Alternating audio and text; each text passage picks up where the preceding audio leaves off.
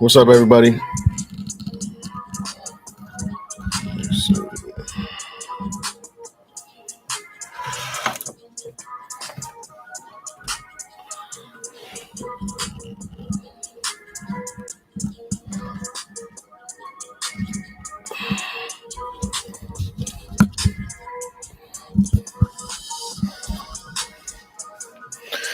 All right. Can everybody hear me?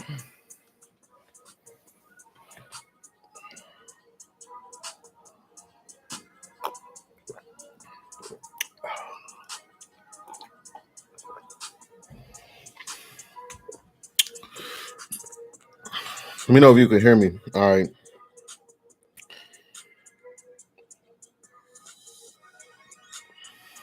All right. YouTube lives are, well, at least my lives are notorious for having audio issues, so I'm always insecure about that.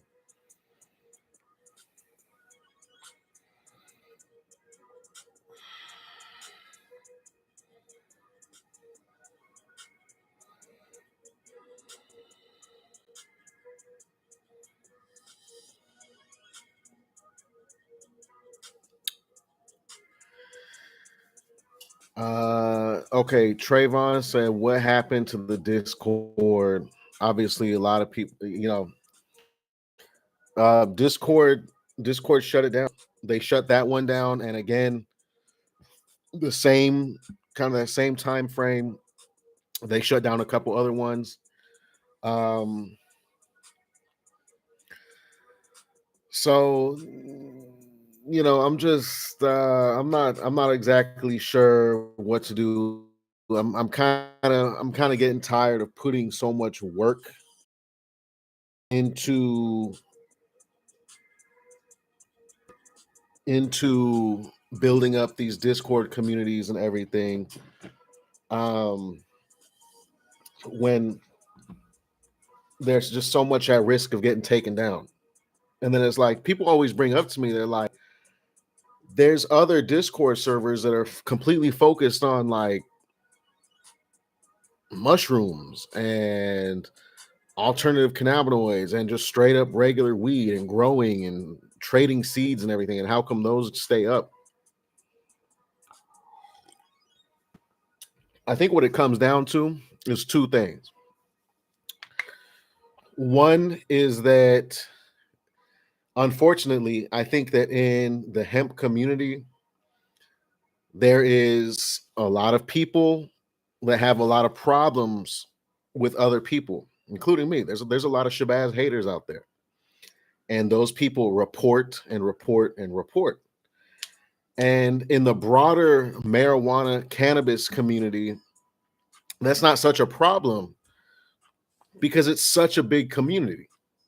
In the world of marijuana, there's millions and millions of people. There's no way that individuals can remember other individuals. And there's so many different communities. There's so many different well-known names. There's so many different influencers in the marijuana space and just the broader cannabis world outside of CBD. It's too big of a space so that it's too big of a space for individual people to cause an issue. But in the hemp space, The hemp world is very small. It's very small and it's very close knit.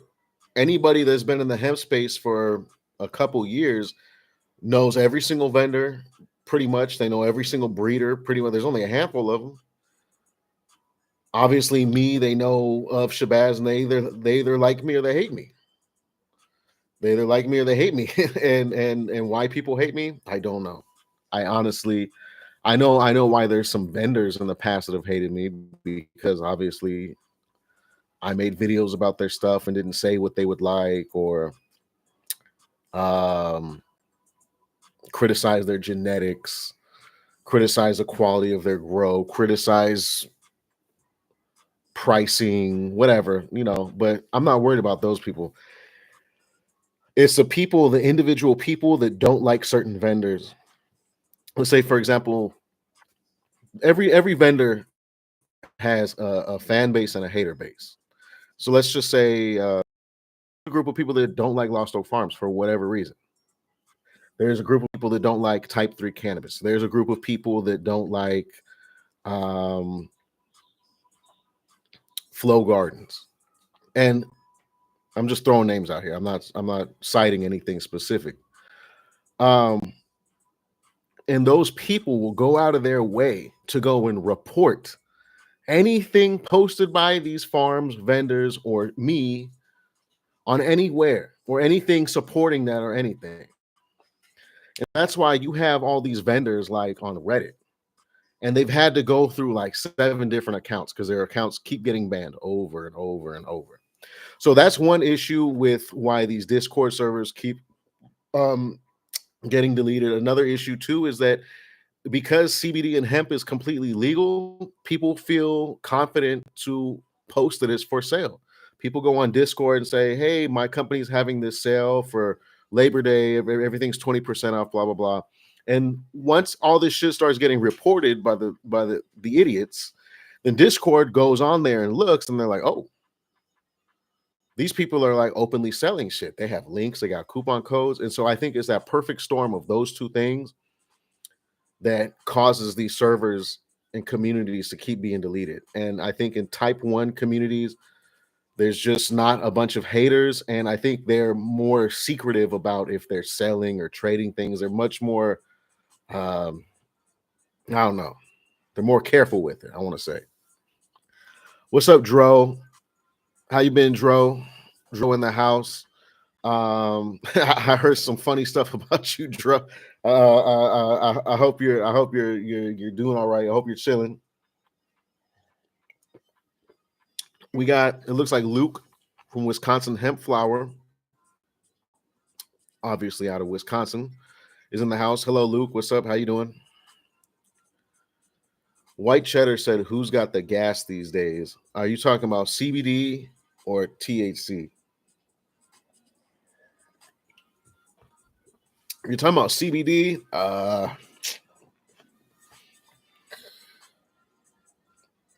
would say the next thing I would look out for would be the Neverwinter Botanicals drop, which is going to be in July. That's probably going to be the next batch of like distinct, like really high quality flower that's going to come out.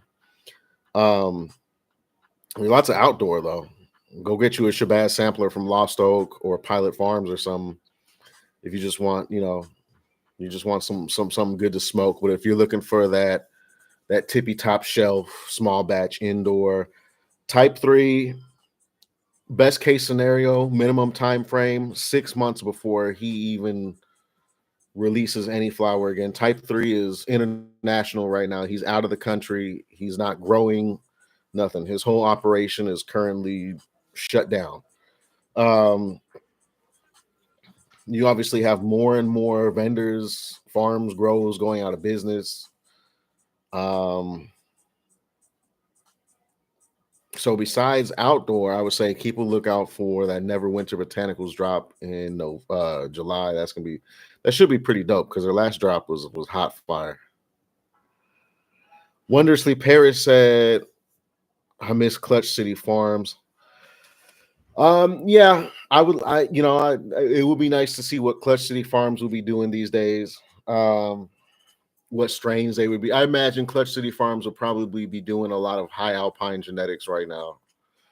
They be growing all those Gary Payton crosses and the strawberry Kim crosses and stuff. I'm not sure. Nobody knows exactly what happened with Clutch City Farms. We obviously have a really good idea of what happened based on the events. They had an issue with mold, and right after that issue with mold, they shut down. I have a feeling that uh, they defaulted on loans for their operation because that whole thing, they had a refund and recall all of that flour. They couldn't pay their bills that month. They defaulted and they had to shut down, maybe even declare bankruptcy. Who knows? But nobody knows for sure. I've tried reaching out to Clutch City since then. They like my stuff sometimes, like the account, the owner, I forgot what his name is, a Vietnamese guy. I know he's still on that account. I know he views people's stories, but they're completely silent. They don't say nothing to nobody, no information or anything. Sir Johnson said, "I don't like the vendors that overcharge for the same quality you can get from other vendors for less. Some just think they got gold in this average." Yeah, I'm not down with that from any vendor, especially if it's not a unique product. If this vendor has, indoor whatever the fuck, this vendor has some indoor lemon octane, and then the next vendor has indoor lemon octane. There's no reason why the ounce of lemon octane from this vendor should be $135, and the ounce from this $100. But you vote with your wallet, though. You know what I mean? Cannabis prices across the board have gone down all across the country. I live here in California, and for historically California, on the West Coast, we've had the cheapest weed in the country. We've had the most high quality weed freely available. It's always been the cheapest here, but now you got places like Oklahoma and shit where they got gas for cheaper than California. Like I go up to Oregon, and obviously Oregon's always been really good with their pricing, but Oregon's cheaper than California. I've heard Colorado, but it's just crazy. Places like Oklahoma, you start going more and more out east. I hear from people out like literally on the East Coast, and they're talking about they're paying the same amount or like $5 more than what people out here are paying. So that's crazy.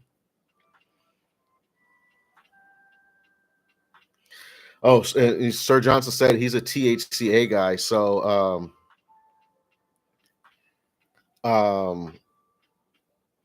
the whole THCA market has gotten so inundated and so flooded that now you could get straight up just fire Cali weed online for like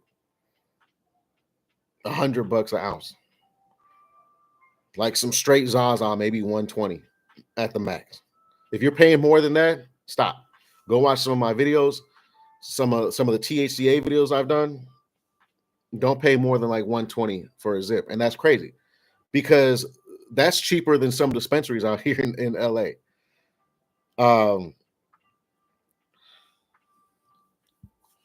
Luke from Wisconsin said, "What strains are you excited about this year?" There's not a lot of new strains this year. Honestly, there's not a lot of new strains. Obviously, a lot of the breeders have kind of stopped breeding. You got people like Zoe Therapeutics that, because of the laws and legislature and perhaps a revision of the farm bill and everything, he doesn't want to put any more time or money into creating any new crosses or anything. So he kind of put his breeding on hold. So as far as new stuff, I think High Alpine is probably the only person that's really been putting out fresh genetics. So I'm excited to see people doing a lot of that High Alpine stuff because what I've tried so far has been really good. Um, the strawberry Gary Payton, the skunk jam, stuff like that, real fire, gassy, dank as hell. That Gary Payton, the strawberry Gary, which is a type 1 strain, but they basically made a type 3 version of it, the strawberry Gary.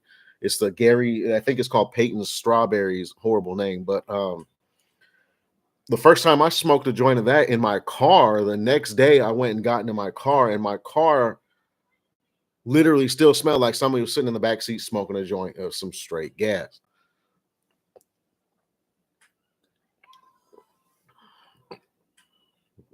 Yeah, David said, remember all the old school strains like White Widow, Platinum, Girl Scout Cookies, Sour Diesel? Of course. Of course. And in fact, I would like to see type 1 to type 3 conversions of all of those strains. Um, I think a lot of people are trying to skip ahead to strains that have came out in like the last 5 years, but I think we need to go back to like 2005 and work our way up because I would love some White Widow, Train Wreck, you know, type 3 cannabis. He made a Girl Scout cookies cross. I would love to see a straight up sour diesel. And I think it's really possible with the genetics that we have and everything. I think it's really possible that we could see just a straight up sour diesel type 3. Um, I would love that. Wisconsin said wholesale THCA goes for 1,000 to 1,300. That's actually kind of high. It's actually kind of high. I know people that are paying almost half that for THCA. Gregory said, love your videos. You've turned me on to so many vendors. I always have something exciting to check out. Thanks, Gregory. Thank you for watching my content. That's really the goal of the content, is just to everybody who's THC sensitive or who's looking for top shelf CBD be able to come on my channel and find out where that's at. And the secondary goal is just to get my videos out there on the algorithm and let more people discover the fact that there is something that is smokable cannabis that doesn't get you high. And of course, now I've started to include the THCA content, but that the main purpose of that, in case you don't know, the main purpose that I'm doing the THCA content now is to reach into the cannabis community algorithm. YouTube does not age restrict and demonetize THCA content like it does CBD. And I don't know why. It's absolutely nuts. Because obviously, CBD flower, hemp is completely legal. It doesn't get you high. It's not intoxicating. But they're just not caught up with the times. I don't know. But THCA content, it gets views, it brings in new subscribers, and all of that. The more people that are watching, the more people that are subscribing, means that YouTube will be putting my videos onto the suggestion list of more and more people. And that's going to get more and more people to find out about CBD flower, type 2 flower, and just general information that I have to share, you know.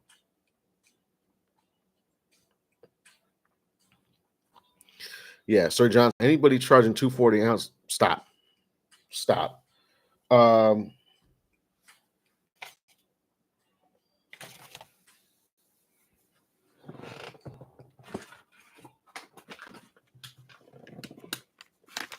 like this is some top shelf gas right here. And I think this dude, this is from LAX Herb. Just open up the bag. This is just straight dank nasty. This is Blue Nerds. Straight up gas, candy, just it's straight Zaza. I think he sells these zips for like $100. Straight Zaza. I wish I could smoke that. Shit smells fire. What's up, Liberty Tech? Liberty Tech in the house. Very loyal, long time follower and supporter. Thank you for everything, Liberty Tech. It's good to see you here on the live. Rob Ramos said, love the vids, bro. Love the vids, bro. Thanks for the discount codes. You're welcome. Everybody, make sure you take advantage of them discount codes. You know, obviously, a lot of times vendors are having sales, like say it's a 4th of July sale coming up or something, and they're going to have sales that are way better, offering a discount way more than my discount code is. That's a no-brainer. You know, go with whatever they're offering. But if it's a normal time between a holiday or an event or a sale or anything, I always have discount codes for most of the important vendors.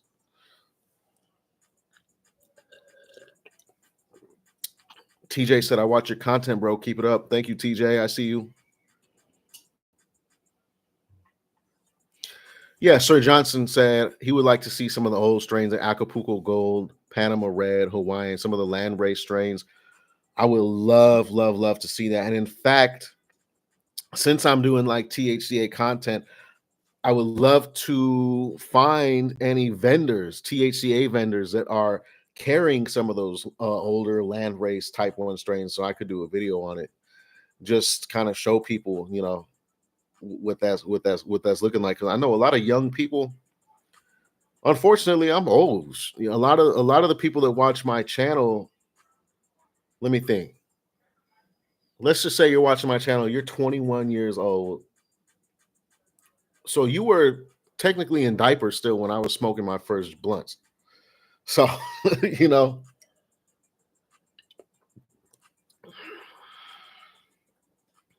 young people, they don't know about none of that. They don't know about the old school. And really, my generation, we didn't really know about that. My generation coming up, we still had, it's the early 2000s. So obviously we smoked a lot of Reggie, smoked a lot of Reggie. All right. Which is technically, you could say that Mexican, South American land race, but unknown strains. A lot of stress, a lot of Mexican. But back in those days, though, that sour diesel, that granddaddy perp, the Northern Lights, the train wreck, AK-47, the White Widow, those were the hype big strains. That was the the tip of the iceberg, the top shelf stuff was that. That was way before we had any runts and gelatos and cakes and anything like that. Wondrously Perry said, "What are your go-to strains you've been blazing so far this year? I've been loving some Type 3 Platinum hash. Um, this year I've been blazing um a lot of Bubba Kush 12, Rainbow Sherbet, some of the lemon octanes that Lost Oak has, lemon octane 69 and number 2. I've been blazing. I did a lot of critical berries at the beginning of the year from Cowden. RIP to Cowden. Um, been doing a lot of Type 3 right now in my lineup. My indoor lineup is basically exclusively Type 3 right now. So I got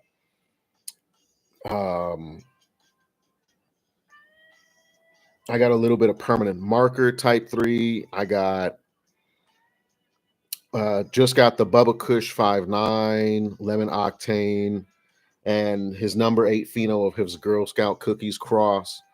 That's what I'm smoking right now. But I've been smoking a lot of outdoor this year. The outdoor was, we say this every year, but it's the truth.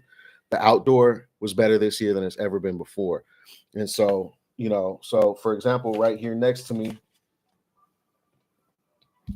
this is a jar of Bubba Kush 12 from Pilot Farms. I got a big bag of Bubba Kush 12 from Lost Oak right here. And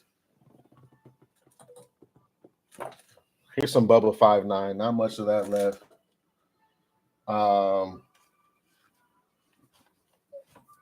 We got a little bit of the lemon jelly and the jelly cookies from Andaway. That was really good this year. That was really good. The Andaway stuff. But I think closing out this year, though, I think all the indoor that's going to be coming out for the second half of the year is going to be, I think High Alpine, honestly, is looking like High Alpine is going to dominate the space. I think a lot of stuff is going to be High Alpine. They got some really interesting genetics. Oh man, I forgot to notify YouTube. That sucks. I mean, Instagram.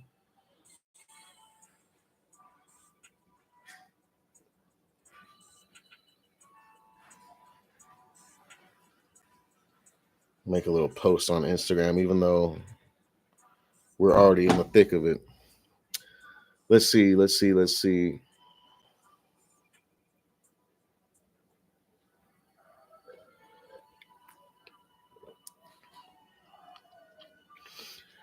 TJ said, "Why can you not smoke actual cannabis? Why can you not smoke actual cannabis, not CBD?" Just a question to ask. What's up, Tony? Um, um,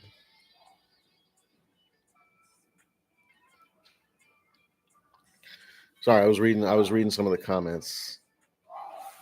Black. I'm getting ahead of. Somebody's talking about black tie. Black tie is blacklisted on pretty much every hemp community for years. Black tie has done some egregious things, including having employees pose as customers, make fake reviews, and it's just crazy. Hold on, somebody's. I think my Walmart orders here. Give me a second.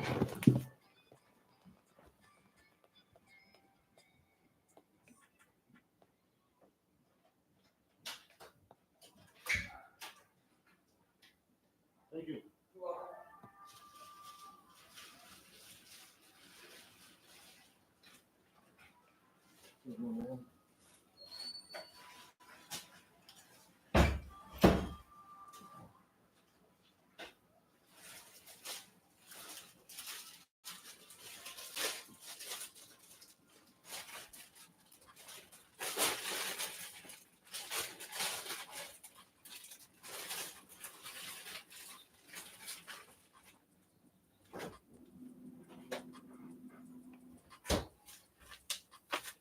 All right.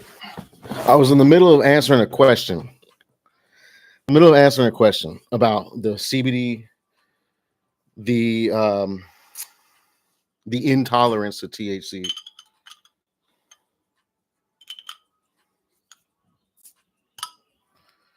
So I am THC sensitive, along with a lot of people on my channel, TJ. So a lot of people here in the comments that come to my content and they watch it, they're also THC sensitive, and they may have always been THC sensitive, or like me, it may have been something that developed as they became adults. That's a good pour. It's a hot day out, so I'm just sipping on a couple Asahis. All right, this is Japanese lager, very dry, very crisp. Some of my favorite beer. Um, Basically, if I smoke anything that's high in THC, it's a guaranteed panic attack, anxiety attack. Um, and it's not just a mental thing. It's it's enzyme activity. Well, what science is kind of showing is that it's enzyme activity. And basically, there are certain enzymes in your brain that when you ingest THC, those enzymes facilitate the THC in a way that it gives you a euphoric feeling. Um, you get to enjoy it. When this enzyme activity is disrupted in your brain, which I'm not an expert on, like neurology and everything. I was starting to write a piece about this, and I was going to put it on my website. I can't afford my website hosting no more, so my website got shut down. I will still, if I could find a place where I could post this, maybe on Reddit or something, or at least a summary of it, I will. Let me try to find. Let me see.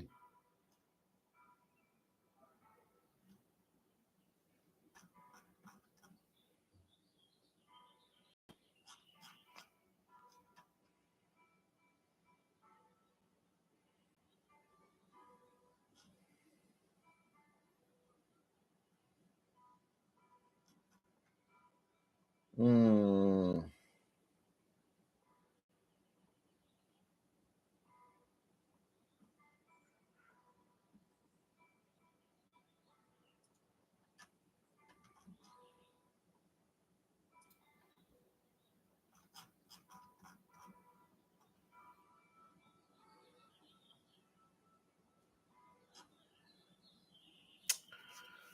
Uh, I, I All right, I was gonna try to see if I could. That's gonna be too much work for now. I will post something about it. But anyways,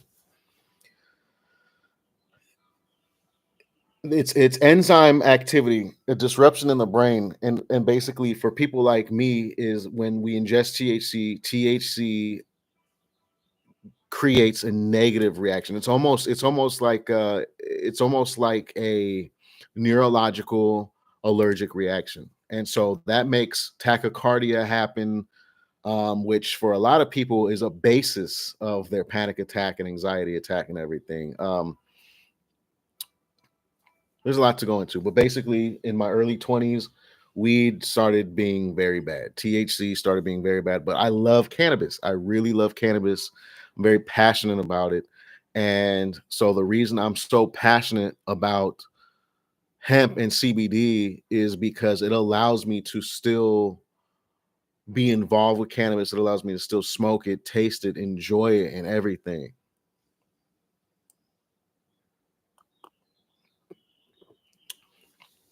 And it's not a lack of tolerance either. When you're THC sensitive due to enzyme activity, um, technically the only way to reverse that is to fix that enzyme activity. And there has been some things like magnesium and certain other supplements that have been shown that can help regulate, but nothing that can take it back to, say, for me, nothing can take me back to being like 17 years old and just be able to smoke a whole blunt and sit there and laugh and then go eat a pack of Oreos. If ever there was something that you could take some pills and or eat something, whatever, I would do it in a heartbeat.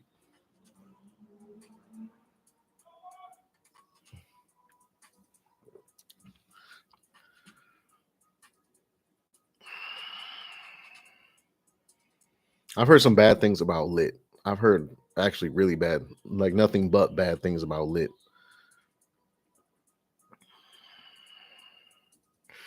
Liberty Tech said he's vaping some June Plum. Yeah, black. I wouldn't. Yeah, Green Unicorn literally just resells flour that you could buy direct. So like Green Unicorn, they'll like resell flour from like I don't even know who. Like for example, Stony Branch. They buy Stony Branch's flour by the pound and then resell it. You could just buy it direct from Stony Branch. Finn said, "What do you get from Walmart?" So last night I made some enchiladas. I'll show you a picture. I don't want to take the one. Let me show you a picture. I made. Oh dear Lord.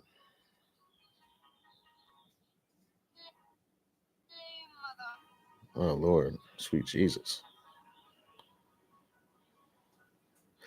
I made enchiladas and they're chicken enchiladas, and I made so much chicken and refried beans that I had enough for an entire other batch. So from Walmart, I just ordered some more tortillas and some more enchilada sauce so I can make enchiladas again tonight. Let me show you a picture. That's what the enchilada. Let me see if it'll focus. Well, you can't really see, but and if you don't know what an enchilada is, enchiladas is it's like an enchilada, but the enchiladas are burritos. So it's a whole lot of sodium, fat, carbohydrates, all that, but it's delicious. Buck wild, delicious. All right. So I'm making enchiladas again tonight. I had to get that. I got some napkins. We need some napkins, a pack of toilet paper, some apples for the kids, you know.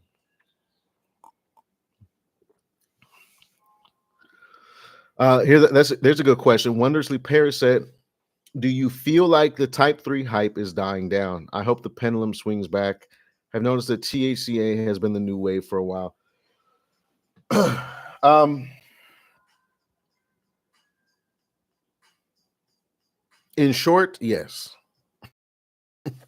In short, yes. CBD.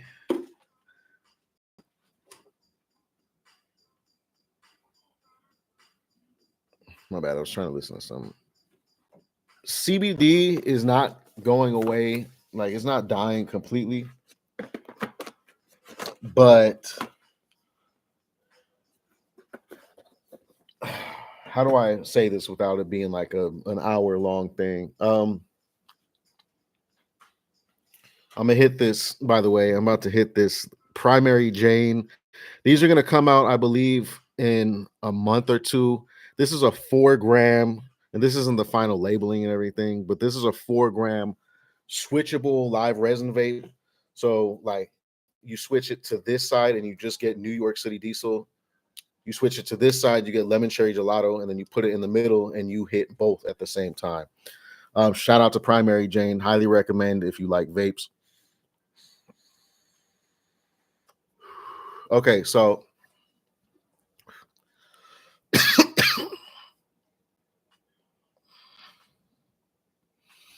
what's up? What's up, Type 3? I was talking about you earlier. Shout out to Type 3. He's on the other side of the world right now. Enjoy yourself, Type 3. 2018, the Farm Bill passes. Suddenly, what you have is a form of legal cannabis, and legal to the point that people are able to ship it online. This is something that is completely new. It's completely revolutionary to America and to most of the world. So 2018, 2019, you have all types of people that are buying CBD flower just for the sake of buying it. Just because you can order cannabis online and get shipped to your door, you can open up a box, the mailman drops off, and roll a joint and smoke it. It was a huge novelty. It was super exciting. It was super crazy. It was super new.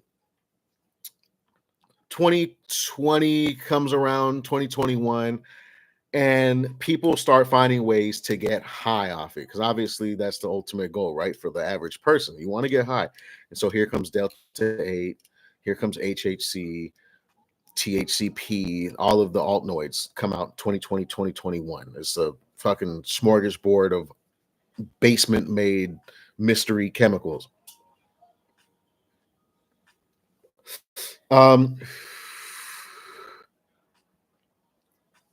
The whole altnoid thing, though, didn't disrupt the CBD world, because people needed CBD flower to create those altnoids, right? Because they would isomerize them and distill these cannabinoids, and they would make it from hemp. And not only that, but they would need pounds and pounds of hemp so they could spray the Delta 8 on it and everything. That was a big thing.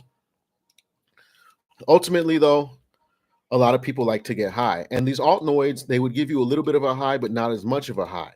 A lot of people didn't like altnoids, though, because of the safety concerns, right?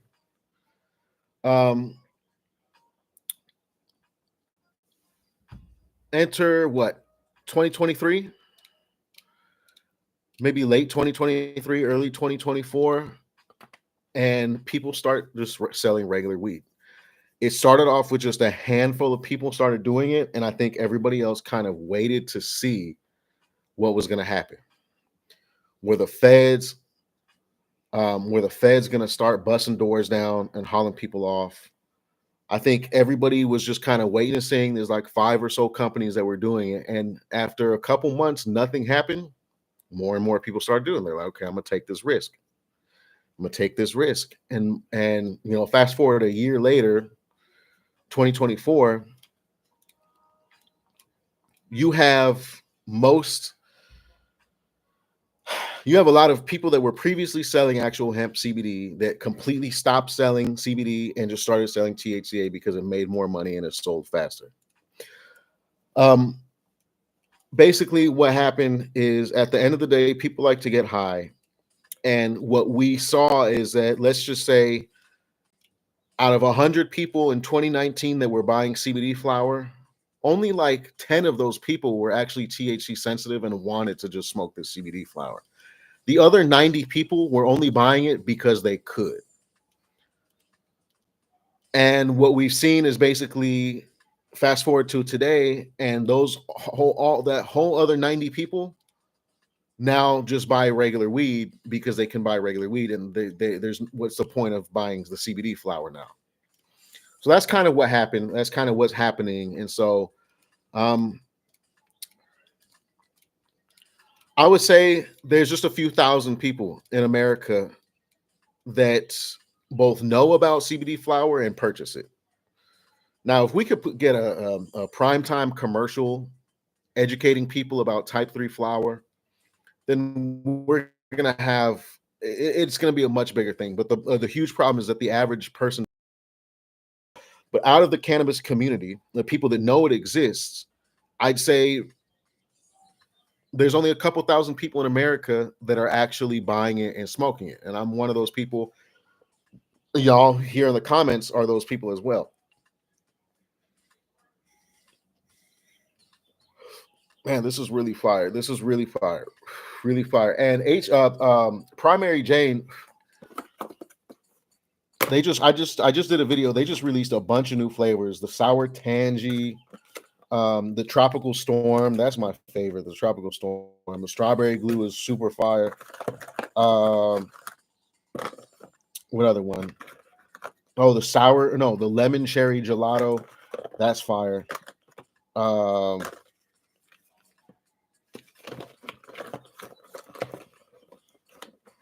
definitely go check out Primary Jane for the vapes.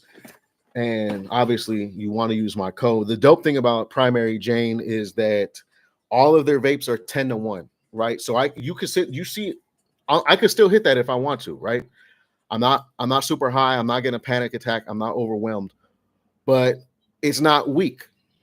A lot of times, if you go buy a CBD vape from anywhere else, it's super weak because it has like 60% CBD, like 1.5% THC. So basically, all of that THC just gets canceled out by the CBD. It might as well not even be there.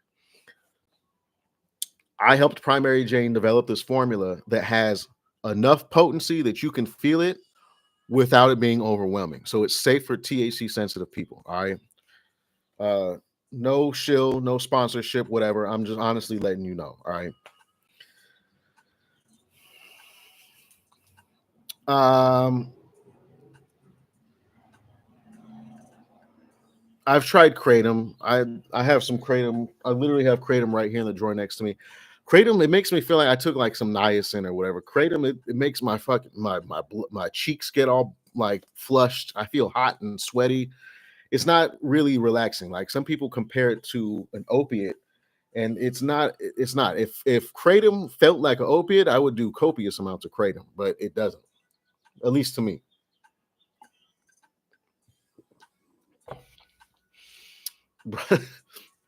Finn, god damn it, Finnerin. Uh,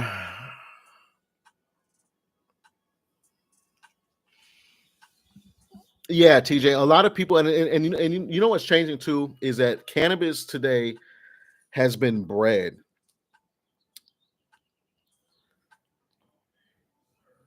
so that it basically only has super high amounts of THC and nothing else. And that's why you see these people, like people my age, 30, 40 years old, and suddenly they're like, I can't smoke weed no more. I see it all the time. I'm like on my Facebook feed, I see people I know my age, they're like, I had to stop smoking weed. I couldn't take it no more. It was freaking me out. Felt like I was having heart attacks, strokes, whatever. And that's because the weed that we used to smoke when we were younger, it was literally more of a complete spectrum of cannabinoids.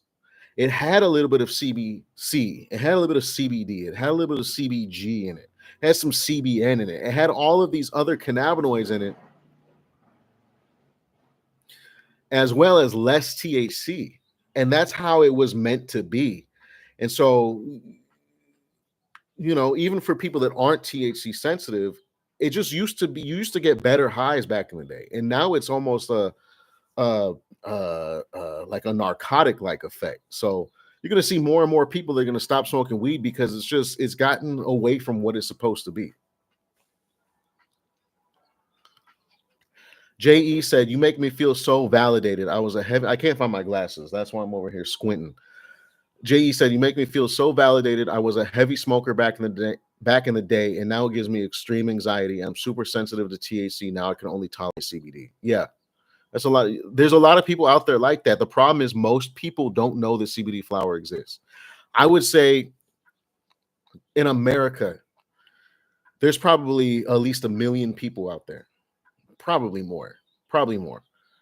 But there's at least 1 million people out there that enjoy cannabis, were heavy weed smokers, and they had to stop because they developed a THC sensitivity. I say out of those 1 million people, probably 3 or 4 thousand of them know about buying CBD flower online and everything. So we could reach of people, it would change things. It'd be crazy.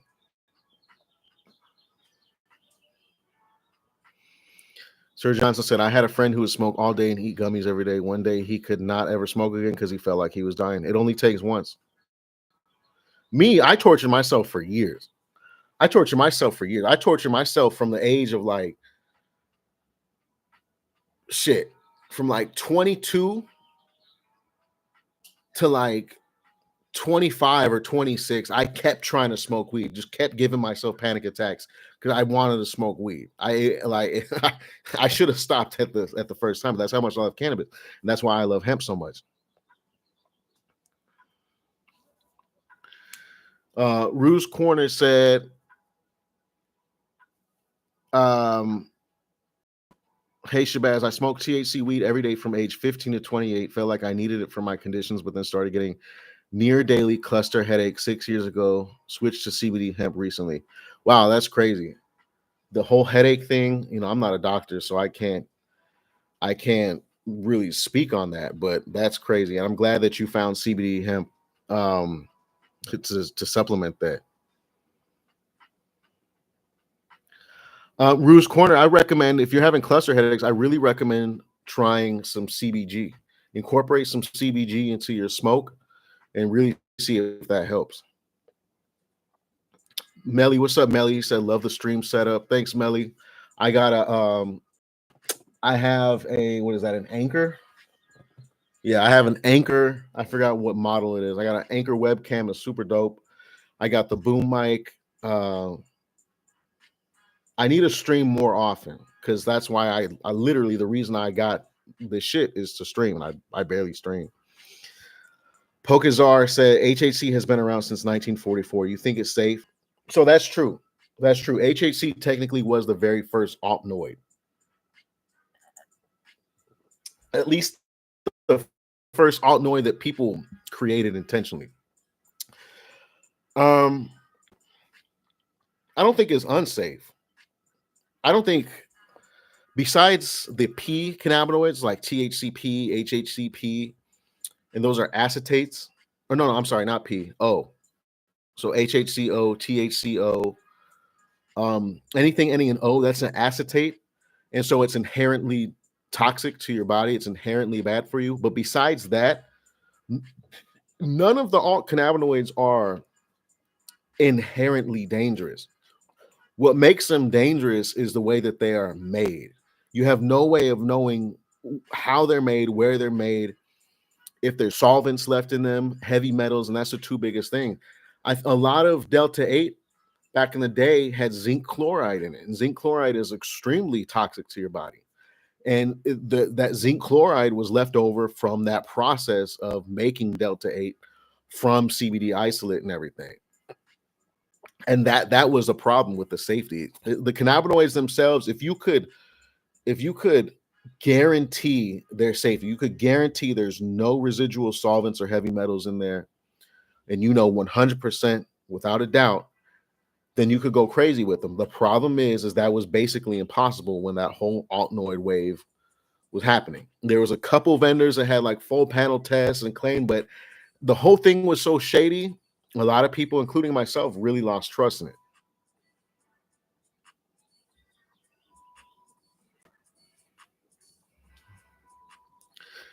Oh, JE, you actually said, what's the deal with CBG? How is that mixed with CBD? Is it safe for THC sensitive people? So CBG is non-psychotropic, just like CBD. So it's not going to get you high. It's not going to give you panic or anxiety or anything like that. And CBG is actually excellent for inflammation and pain.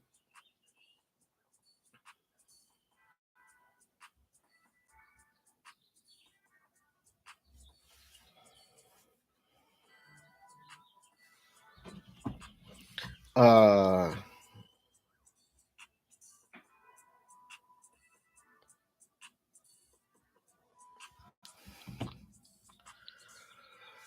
Gregory said, I think CBD is the best of both worlds. You can get rid of anxiety and chill and still function and think. Absolutely. CBD, and it's not just CBD, because CBD by itself, like if you go ingest some CBD isolate, you're really not going to feel anything. what it is CBD dominant flower. When you have a full spectrum cannabis that's dominant in CBD, it's a game changer. It's a game changer, and it really has changed a lot of people's lives, including mine. What am I looking for? Oh, check this out, y'all. So I was cleaning out my stash, and I found this, and a completely full jar, untouched.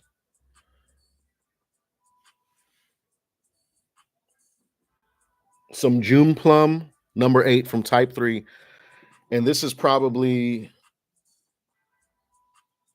I don't know. This is probably, you know, 4 months old. I completely forgot I had it. I have a whole nugget. There's probably like 2 grams in here. Completely forgot I had it. Uh, Sir Johnson said, I use kratom and THCA concentrates to get rid of opioids. I have been on them for over 20 years because I'm crippled and in severe pain.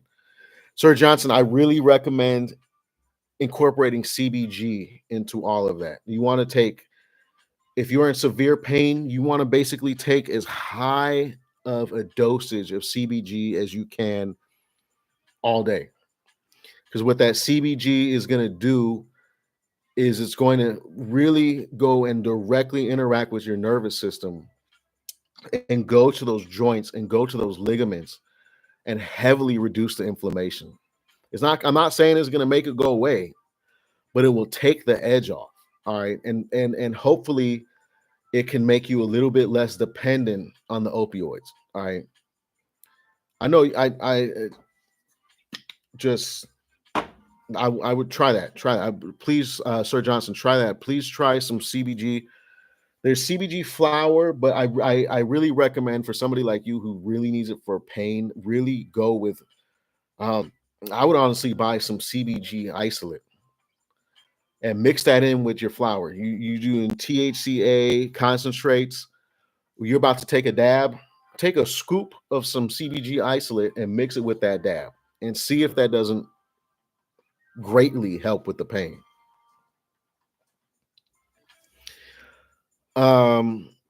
Luke said, "Have you smoked any Type 2 1-to-1 strains?" No, 1-to-1 is too. 1-to-1 is too spicy. 1-to-1 is too spicy. I will have a panic and anxiety attack. I haven't smoked them.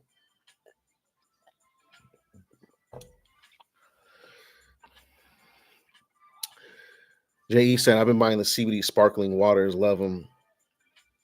That's dope. That's dope. What's up? It Co. I still want to call you Chloe. What's up? What's up?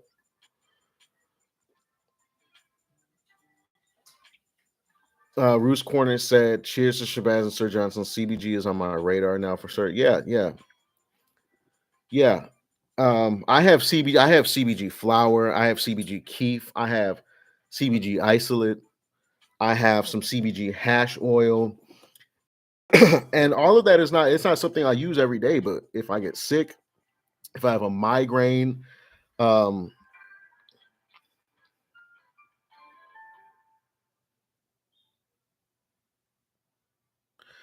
uh, I have issues with my meniscus on my knees. And so, like, that's been acting up lately like crazy. So, whenever I have issues like that, pain, inflammation, migraines, that's when the CBG pops out. And it's extremely helpful.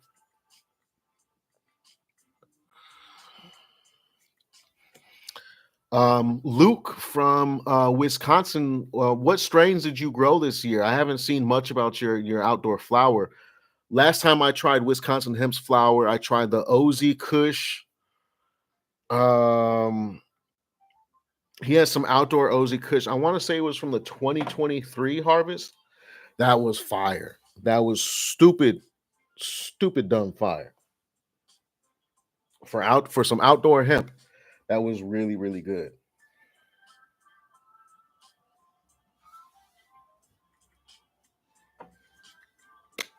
Shout out to the Bay. Michael Montavo said, shout out from the Bay Area. So shout out to the Bay. Shout out to, I mean, San Francisco. Shout out to Oakland, Richmond, San Jose. Shout out to Vallejo. Shout out to there's a lot going on. There's a lot going on in the Bay Area. Um, Shout out to everybody up there though.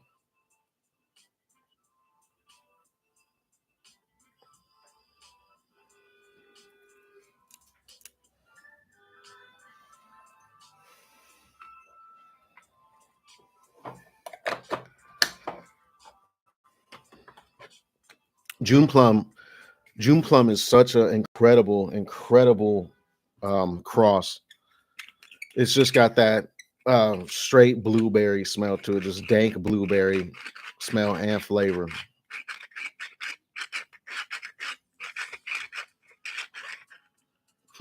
Type 3 said, I found another relic, but honestly, this flower is still fresh.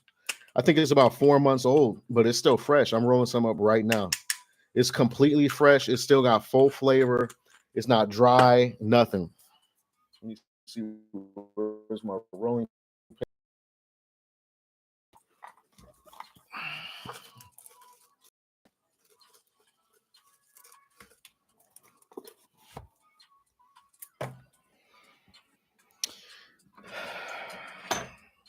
Sir Johnson said, I've been off opioids for 3 years. I was thinking about mixing some sauce warehouse with my THCA dabs. Yeah, Sir Johnson, I highly recommend mixing in both CBD and CBG with your THC concentrates. It's going to give you a much more full spectrum experience, a much more well rounded experience, and you're going to get effects that you're missing out from only doing one or the other. So I highly recommend anybody. If you smoke THCA flower, I recommend you still mix in some CBD with it because you're going to get a better high. You're going to get a better high, a more well-rounded high, and you're going to get effects that you wouldn't get otherwise. And people worry about like, well, doesn't CBD counteract the effects of THC? Yes, but let's just say you're smoking a joint. Let's just say a blunt. Let's say you're doing a 1 gram blunt of regular weed, THCA flower, and you throw in, you take out zero point 0.3 and replace that with CBD flower, you're still going to get a full-fledged high. You're still going to get the potency from the THCA, but you're going to get the high is going to be better. The high is going to be better. You're going to you're it's going to interact and synergize with your brain the way that cannabis is meant to. Um, I don't think our endocannabinoid system is meant to be bombarded with 32% THC. It's just not meant. It's just no. And that's why people have problems.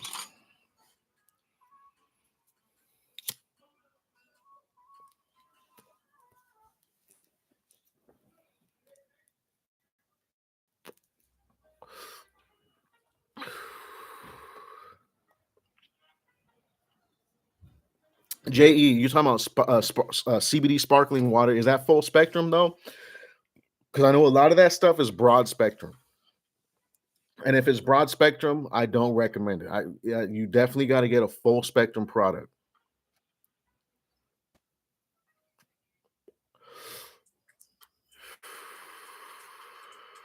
Oh, that's yummy. This June plum, I would say it almost tastes like blueberry pancakes.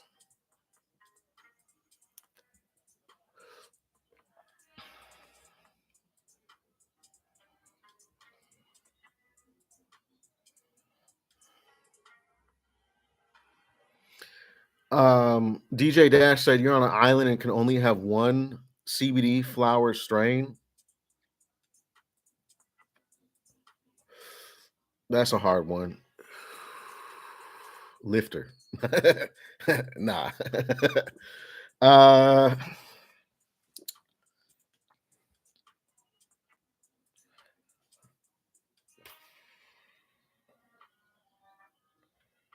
I don't know.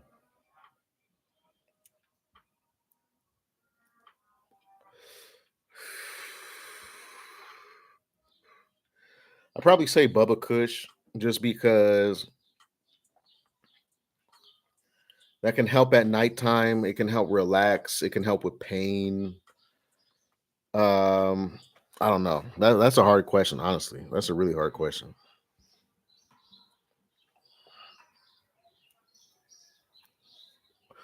Wisconsin said,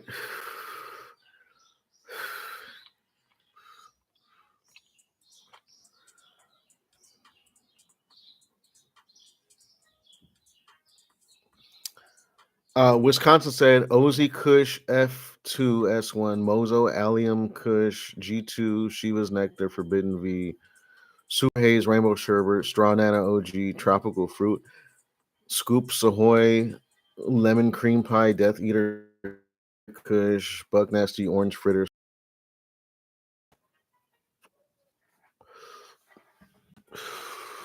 Tony, what's the FE? I don't know what the FE is.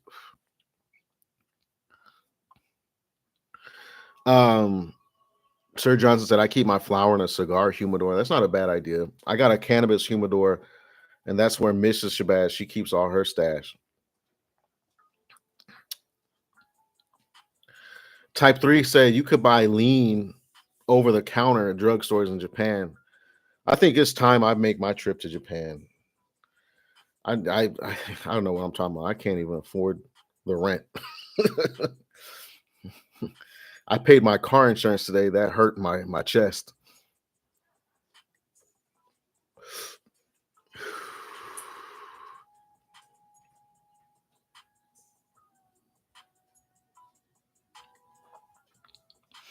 Michael, appreciate that, man. Shout out to you. You've been watching for 5 years. That's crazy, man. Thank you so much.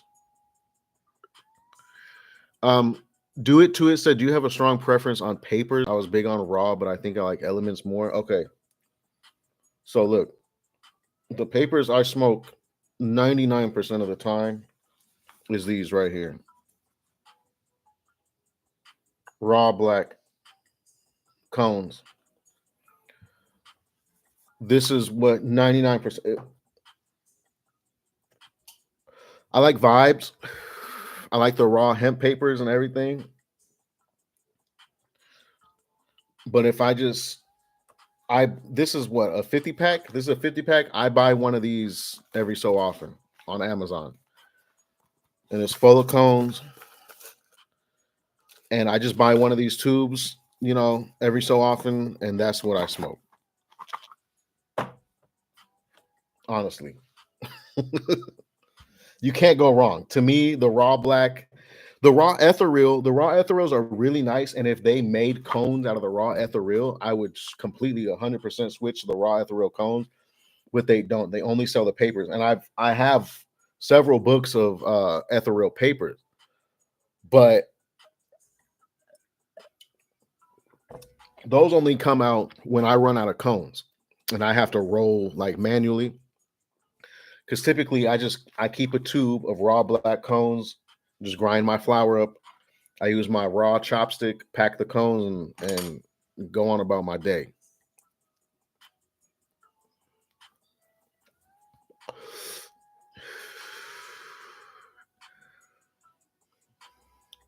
Gregory said he got his first order of Andaway that's gonna be there tomorrow. I think you're gonna like it.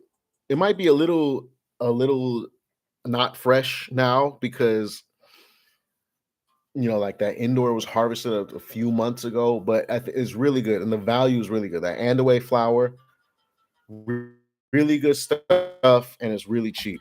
So even if you don't spend a lot of money on it,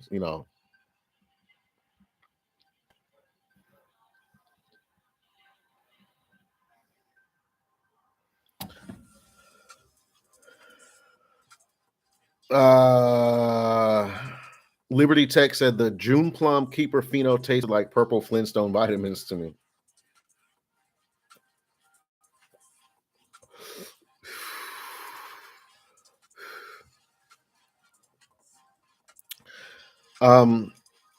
Sure. I used to eat a lot of Flintstone vitamins back in the day. I don't remember what they taste like individually, the colors. To me, I would say it tastes like blueberry pancakes. That's the thing. Oh, Frosted Enigma. I don't think I have tried Frosted Enigma. I tried Trichome Rain. That was kind of the outlier I tried. I didn't try the Frosted Enigma. Those of you who got that the type 3, like he was selling like compost boxes or shake boxes or whatever. I saw people that got some of those talking about how fire that was. I know that was a fucking steal. That was a bargain right there.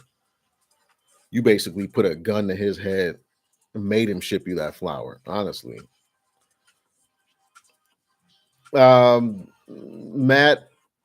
Matt Falsey. Yeah, um the Discord got deleted. The Discord, I'm sure you were part of it, got deleted. There's a new one. It only has like 200 members now. I haven't really been pushing it like that. Um, if you go on like my most recent videos, the link in the description is updated, so you could find the new Discord. I'm not really active on there though anymore. I just kind of got tired. That was already the second one that got deleted. It's just a lot of work to be put into something that they could just make it disappear.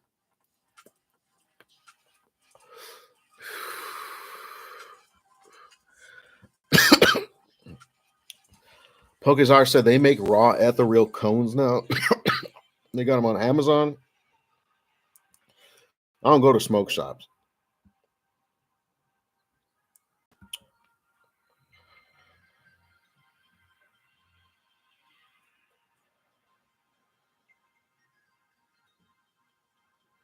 Mm.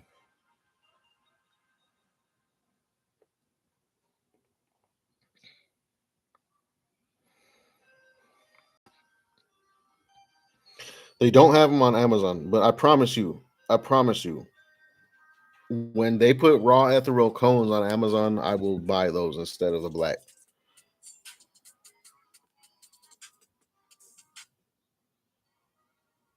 Y'all, you know what I can't wait for, honestly? I can't wait for Halloween. I can't wait for October, that whole month. I'm so anxious for it. I hate the summer. I want the summer to. What month are we in? June? We're halfway through June. Then July, August, and September. That's the three hottest months in California. So we got like 3.5 months, and then it's gonna be October. And it's just my favorite time of the year. Like October, November, favorite time of the year. I can't wait to decorate. I can't wait, just everything, y'all. I can't wait for October.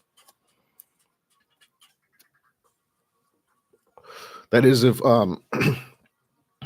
that's if Donald Trump don't put us in World War III. Knock on wood, that don't happen.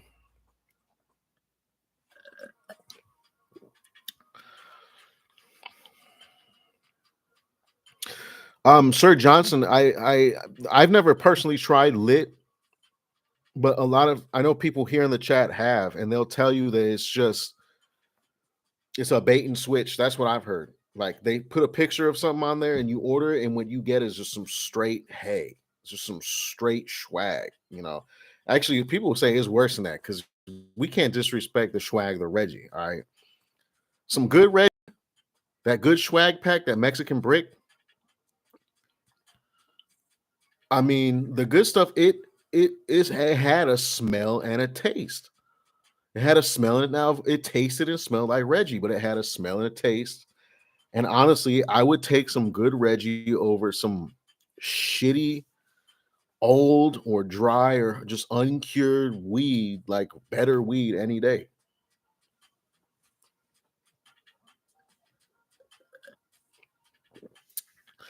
DJ Dash, Type 3 is basically out of business for the next 6 months. Let's just put it like that. So there's no point in even checking their website, anything. I'm not telling y'all that there's a drop, nothing like that. Type 3 is out of the country, and at best case scenario, next time we'll see some Type 3 flower on the market will be next year. January, I say probably.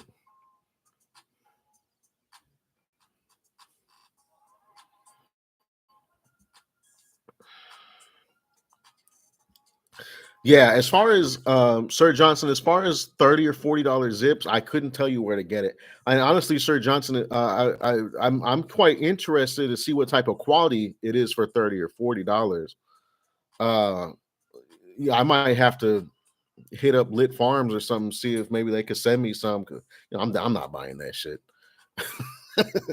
I'm gonna tell you right now, I'm not gonna spend my money on that. But if they're willing to send me some, I'll do a video on it and check it out. I'll be honest. If it's smokable, then hey, a $30 or $40 ounce is not bad. I've heard a lot about it, but I reserve final judgment until I try it myself or have a bad interaction or something myself. Yeah, Tony, Halloween is spooky, and you're out in Wisconsin, so it's even spookier out there. It gets the trees change color, the leaves fall, and everything is. It smells when you grow up in the Midwest. The fall has a smell, and obviously that smell is coming from um, all the corn and the soybeans are being harvested. Um, the trees are going dormant for the winter. They're dropping all of their leaves. And so you have the smell of just tons of dead leaves over everybody's lawn. The breeze in the air is different because you're transitioning from a humid, hot summer air to a drier, colder winter air is coming, and that smells different. And I think the cherry on top of everything is people start burning their leaves and shit. They rake up their yarn, their lawns, and they start burning these. So every night there's a smell of smoke in the air mixed with everything else.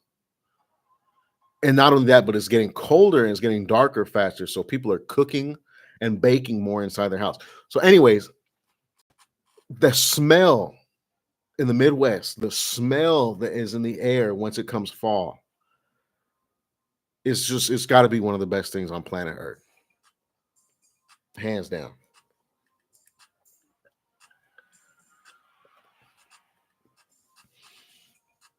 What's up, DFCU?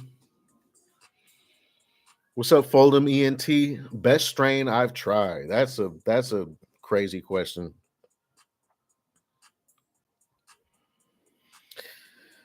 Um, the best strain I've tried, like CBD flower. I I'm in no position to tell you that realistically right now.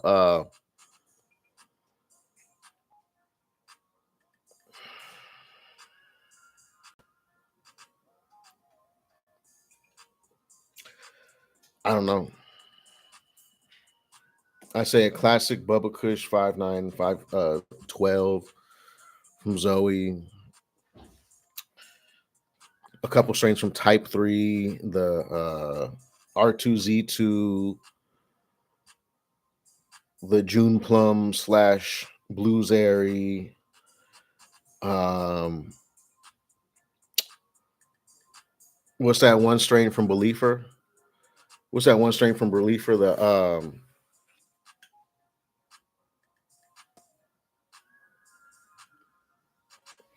I completely don't remember what's that strain from Beliefer?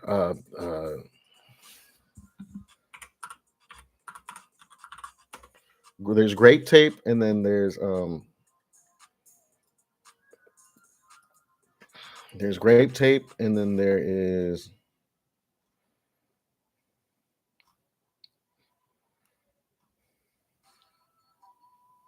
the lemon fade. That's what I'm talking about. Grape tape and lemon fade from Beliefer. Those are two of the absolute best strains you could get. What are some other ones? Oh, that strawberry Gary, the Peyton strawberries. That was really good. The original guava. What was it called? What was, Tony? You know what I'm talking about. The original guava that High Alpine had a couple years back. What was that shit called? Guava something. That was one of the best. I mean, that was one of those strains that I wish to this day I could have some. Like that was outdoing that's like top three. Guava jelly. There you go. The guava jelly. that shit is that was amazing. That was amazing hot fire. Lemon fade, amazing hot fire. Blueberry slash June plum, and I say it because to me they very. I can't really tell the difference between June plum and blueberry. Hot, stupid fire. That first batch of OZ Kush that came out from Five Leaf Wellness in 2022. Stupid dumb fire. That first batch of Abacus Diesel that Hemp Hop had back in 2020. Dumb fire. The first batch of Bubba Kush, the indoor Bubba Kush from Zoe, and that was from Plain Jane in 2019. Fire. And here's one that almost nobody but me got to try. It was called Orange Crush, I believe. And that was from a company in Illinois called Urban Days. And this was in 2020. They had the strain called Orange Crush. I have no idea what the genetics were. I don't know anything about the strain. All I know is that it was indoor and it was just like the guava jelly. It was fruity and it was extremely gassy, diesely, had extreme flavor, way ahead of its time as far as CBD flower goes. Almost nobody tried that. This company, Urban Days, I think they grew a small amount of it. They sold it off. The reason I found out about that flower, I think somebody on Reddit told me about it. I think they messaged me and they're like, yo, you want something that is exceptionally good. This is something nobody's talking about. And I ordered it and it was exceptionally good. It was like, I think about that just like I think about guava jelly. Like, haven't had anything like it since then. But it's crazy, but it's crazy because that's in the CBD world. In the regular world, the regular weed world, the THCA world, you get strains like that all day. People like that's not even a rare thing. I got THCA flower right here that if that was CBD flower would be the best CBD flower of all time or so far. Right here, let's see. I got some. Oh no, that's the June. I got some permanent marker. This isn't permanent. Well, what is this? Is this? Hold on. Oh shit. Is that? No. I think that's lemon octane. I got the permanent marker somewhere. Truffle monkey. That's an old jar. I don't know what I was about to say. Let's see what time is it. 6:35. That means it's 9:30 over on the East Coast. Shout out to everybody on the East Coast. Shout out to everybody in New Jersey, New York, in the DMV area. Shout out to everybody in the Carolinas. Shout out to everybody in Florida. Let's work our way west. Shout out to everybody in Atlanta, Georgia area. Shout out to Nashville, Tennessee, Chattanooga, Tennessee area. Shout out to Eastern Kentucky. Shout out to Ohio, the whole state of Ohio. Shout out to Wisconsin, Michigan, Illinois.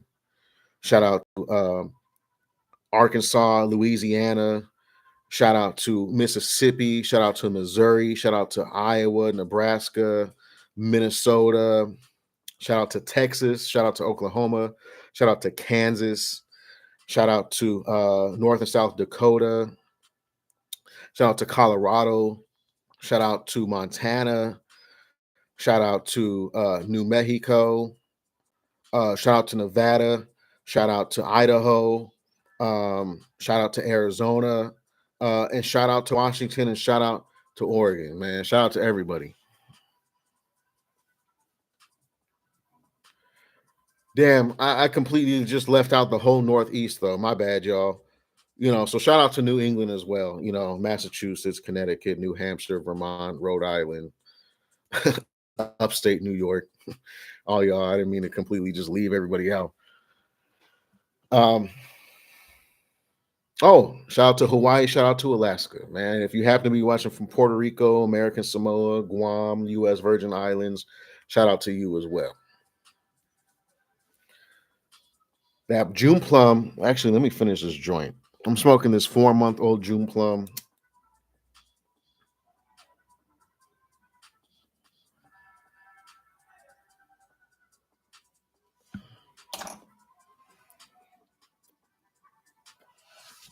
Y'all, make sure you go check out my merch.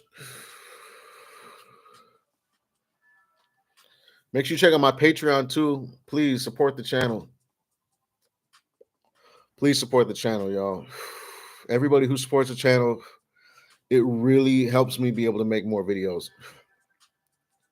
If it weren't for the people on Patreon, people who occasionally buy merch, people that use my codes and stuff, I would not be able to make videos, y'all. Literally everything you do that supports that is literally enabling the next video to be made. I am not profiting, and I never have, and I doubt that I ever will profit off of this channel making content. It's just a big time commitment, and it brings in almost nothing in return. So, it's genuinely like a community funded project. All right.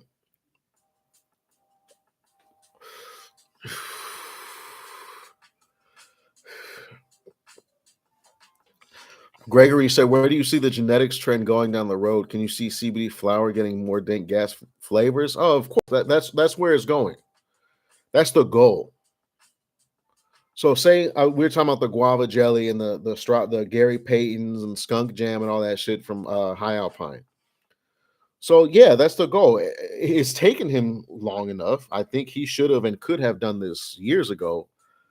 But people like him are breeding towards everything being dank. We're not having these like musky soil, pine, Oregon CBD type of scents anymore. Like that's just in the past. You have a lot of modern fruit and gas flavors coming out from like Hoku and High Alpine and stuff like that. You got Zoe Therapeutics, and like I said, they're not releasing any new genetics anytime soon. But you just got the Bubba Cushes and stuff from them, and that's obviously, straight dank. Not all weed is gassy. Okay, let's just put that out there. Not all weed strains are gassy, especially the further back and further back that you go. It gets less gassy and less gassy. But in a modern weed world, the modern weed community and society is gassy. Okay, and almost everything that's in demand is gassy, and the reason for that is because people like those strains more, not for the effects, but because it tastes better. Not only does it have a stronger smell and everything, and for a lot of people, a stronger smell is associated with better weed, but it tastes better. Usually, the stronger something smells, the more it's going to taste. Not always, but usually. And so, just the gassier a strain is, the skunkier a strain is, the more flavor you're going to have when you inhale it. And the science behind that is because it's not terpene. The gassier or skunkier that a strain is, it has more of what's called volatile sulfur compounds, also esters and aldehydes. And aldehydes are aromatic alcohol compounds. Esters are esters. And volatile sulfur compounds are volatile, aromatic, and flavorant compounds in plants and cannabis and in animals that smell, taste like sulfur, onion, garlic, gas and skunk. So when you have a and those VSCs,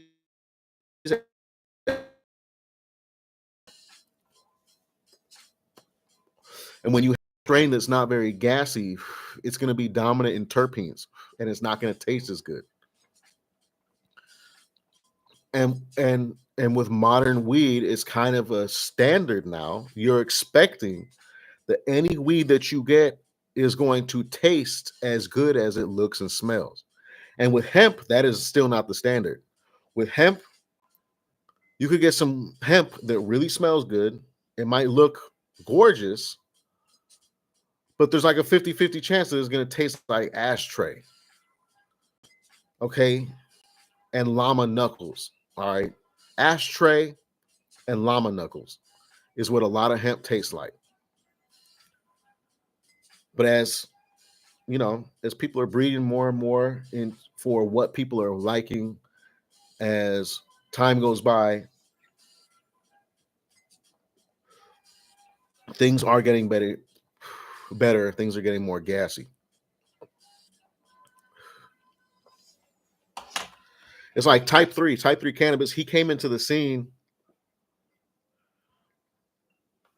and everything he's ever dropped is gassy. He's never dropped one thing aside with one exception. That's the Spikes Recycling. He dropped one thing, the Spikes Recycling, but everything that he's dropped has been gassy in some type of way. Channel Stupendous said, no super chat. They disabled my super chat, bro. If you want to support the channel, I do have my Cash App and my Venmo in the live stream description. I don't know why I stuttered right there. In the live stream description, I have my Cash App and my Venmo. You can directly support me. You can also join my Patreon. You can buy my merch. All right, if you want to support the channel. California with our hemp laws, that's a good question, y'all. It's crazy because California is probably the most liberal place. I mean, maybe not today, but in the past.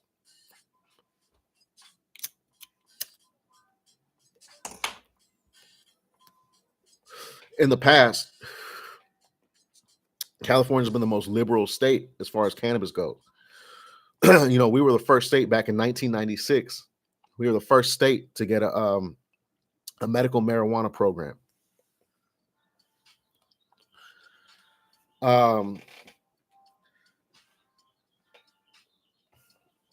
What's happening here in California now, though, is that there's so much money.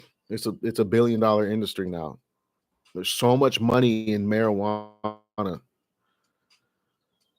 that the top companies put together their and got lawyers and everything and pushed for the banishment of hemp, because what was happening was that people were starting to go into smoke shops and gas stations and shit and buy Delta 10 vapes and HHC and THCA, this or that, sprayed Delta 8 flower. And those people, they stopped going to dispensaries to buy regular weed.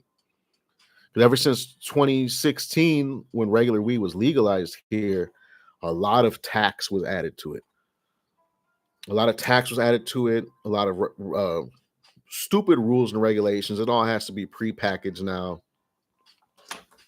So people don't need much of a reason to stop shopping legally here. You know, like if there's a cheaper, easier alternative, people are going to go to it. That's not hard at all.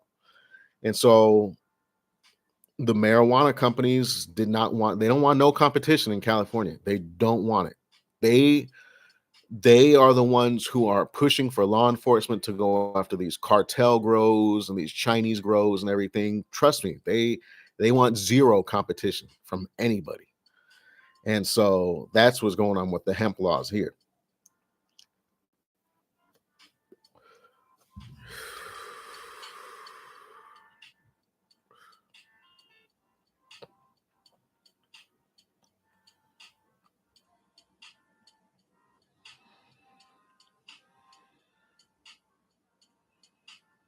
Oh shit, I just got a mess.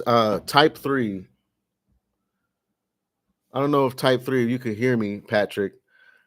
On this platform or whatever, the desktop YouTube studio, You can't have guests on the live stream because he was saying he wanted to go live with me and show everybody where he was at. He's in Osaka, Japan right now. I can't. I can't add anybody to it on this particular platform right here.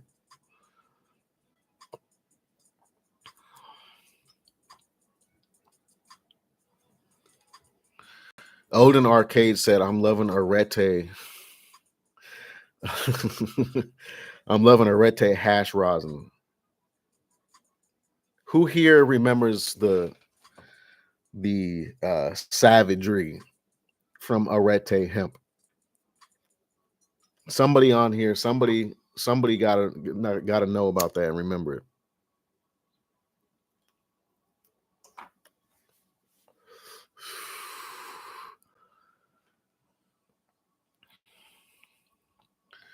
Yeah, Jesse said, "I love that classic skunky smell. Nothing else like it. Miss a lot. There's nothing like it. There's nothing like it." And that classic skunk smell is part of a spectrum that's kind of like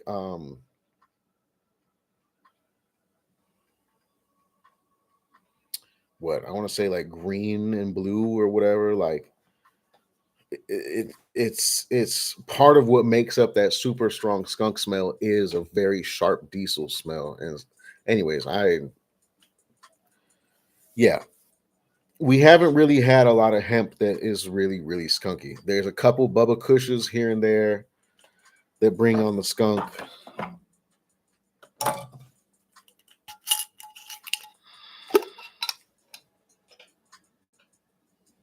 This is BK12 from Pilot.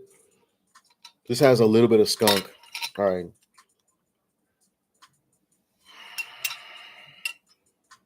When you kind of get light whiffs of it, you get some skunky smell. It's got a little bit of that, like, again, you live in the Midwest, you drive down the tollway, the highway, and you could just smell there's a dead skunk somewhere. It's got a little bit of that. It's got a little bit of that. This is BK12 from Pilot. BK12 from Lost Oak also has a little bit of that. And let me think. BK59 from Pilot is a little bit, but there's not a lot of skunk out there. Even the skunk jam. Let me see. The skunk jam from Neverwinter. I don't really have, there's not really anything in there, but that was more gassy than it was skunky.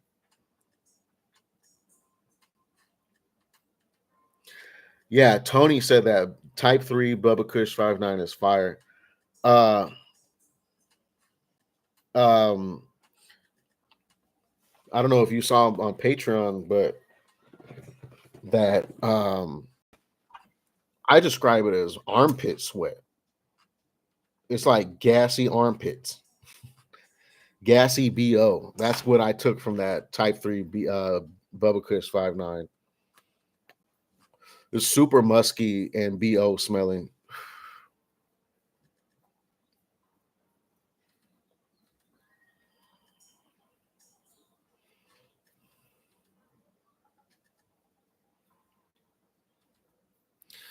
Jesse said, hoping to snag some of that next Neverwinter Botanicals drop. He said it looked almost like THCA buds sold in my Chicago smoke shops. Yeah, it was really good. That Neverwinter flower was it that was really good. And that really put Neverwinter on the map. I mean, they've always been on the map. They just never been on the main road. All right. And that last drop put them on that main road where people are really considering, like, before. Look, no other time in history has anybody ever spoken the words, "I can't wait for that Neverwinter Botanicals drop." and a major shout out to Neverwinter Botanicals and Colin in Colorado. This is not. I'm not trying to speak poorly about the company at all. Neverwinter has always been a very trusted and respected company in the hemp space since 2020.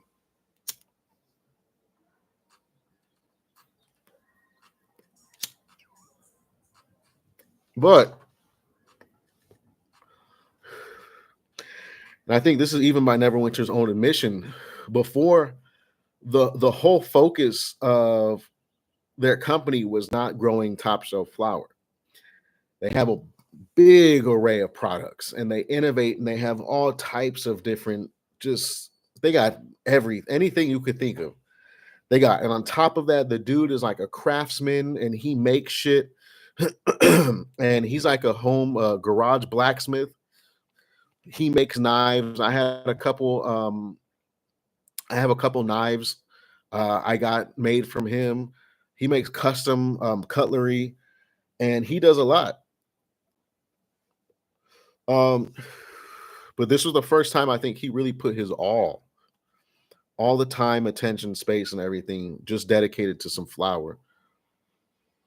And I mean, it really showed what Neverwinter can do. And I think the genetics play a part too, because he grew stuff with all new genetics. Before he was working with a lot of older and obscure genetics. In this last drop, he went all, basically got all that new high alpine stuff at the time. Nothing like before. He blew his own stuff out of the water. And so this is the first time in history that people are waiting on Neverwinter Botanicals to drop some flower. And is going to make it sell out so fast. I'm going to be mad if I don't get none, honestly.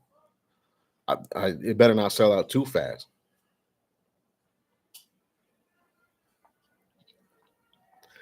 Mohammed said, hi from the UK. What's up, Habibi? Damn, I keep like holding on, babysitting this joint. It keeps going out over and over and over again. My favorite thing about CBD. My favorite thing about CBD is that it allows me to enjoy cannabis without having to worry about getting high.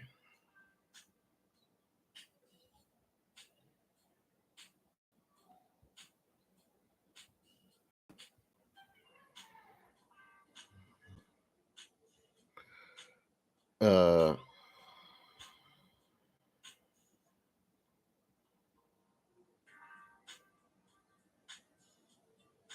my bad.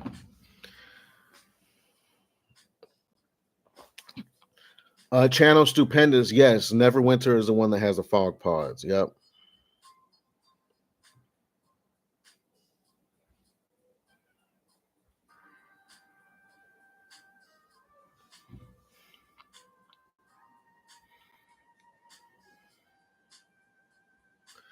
All right. Yeah. And they still got the fog pods. I actually got, this is my little vape box. That's why I keep pulling. I got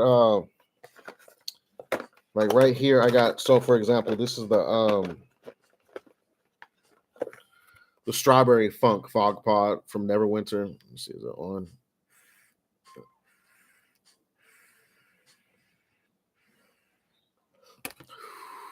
That one's really good. They're still putting out the fog pods, and I know that they got a new line of fog pods coming out, like next month or something. But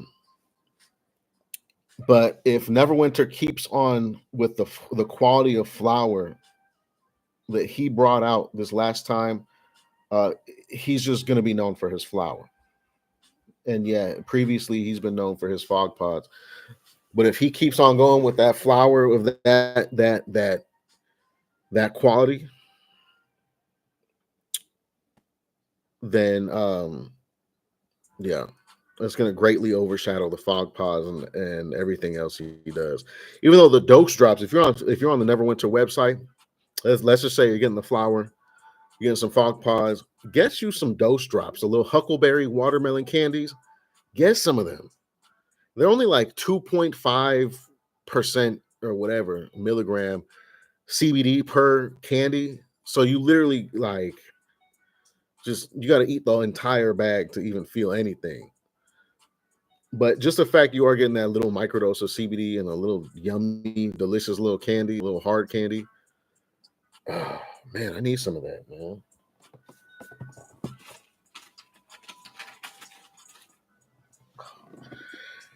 I got like 3 packs of those dots, and they're all gonna be inside there. I do not feel like digging for that.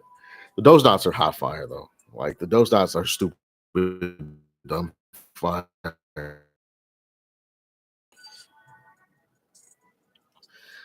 Yeah, Greg said I've been smoking since 1980. What's out now looks and tastes incredible and gets delivered to my door. Yep. Sir Johnson said, all my life I've been dreaming of legal weed, and now it became legal in Texas in 2019, and now they're trying to take it away. That's a problem with the whole THCA thing, man. Is it was never technically actually legal. It was literally just a matter of when it's going to get taken away. And I think I could speak for basically everybody in the THCA business. They are just trying to get in as much money as they can before it goes away. I think that basically everybody is expecting it to go away. They're just trying to milk the cow while it's alive.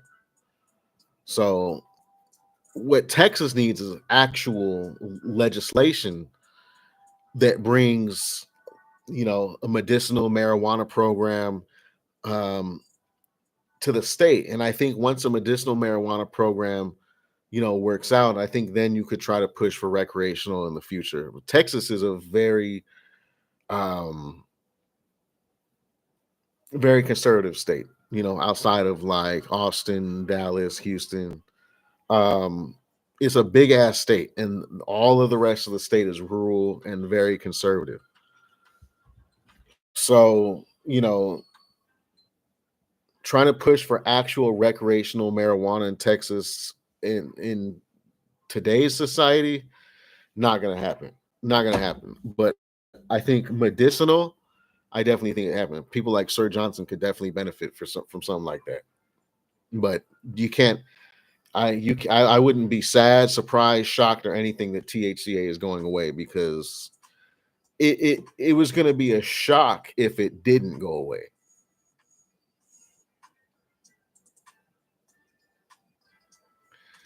Channel Stupendous said, I'm from Texas, and that's why I live in Cali. Go Lakers, 49ers. Uh, that's crazy. Uh, I'm a Rams fan though. LA Rams, LA Lakers, LA Rams. That's my team. I don't care for baseball so much. When I was younger, I was like, oh, Chicago White Sox fan. I'm not really a Dodgers fan. I don't want to be associated with Dodgers fans. If it wasn't for Dodgers fans, I would be a Dodger fan, but I can't be a Dodgers fan. That's too ghetto. That's too trashy. It's like Raiders fans, but worse.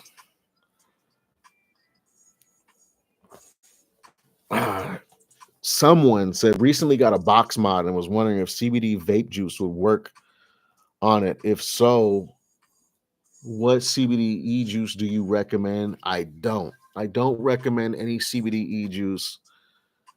I would recommend you buy a dedicated CBD vape that's made from CBD concentrate.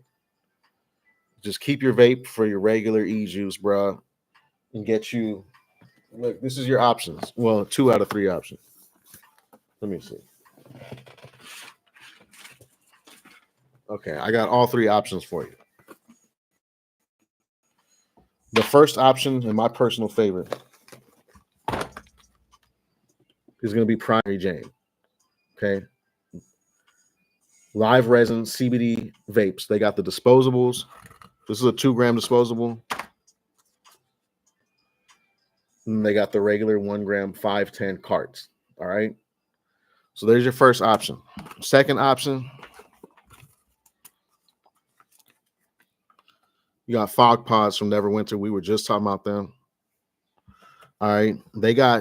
They always go through different flavors and shit, different formulas. So you just got to go check and see what they got at the time. This is what the actual Fog Pod looks like right there. It's a little, stop trying to get in my face. Actual Fog Pod looks like that. It's a little 2-gram disposable, or is it 2 grams? I don't know. It's a little disposable. So you got the Fog Pods from Neverwinter, Primary Jane, and then you got, where I put it? Oh, here is a cart from Akira Botanicals. All right, that's also live resin like the primary Jane. This is probably the most expensive option though. That is a good quality. Akira makes good quality carts though, but right now, what I'm recommending the most as far as vaping goes is definitely the primary Jane. They're more in touch with what people want more than anything else, and they got a wider array of flavors, and they got the disposable and the cart options. So some people don't like dispos, some people don't like carts, whatever.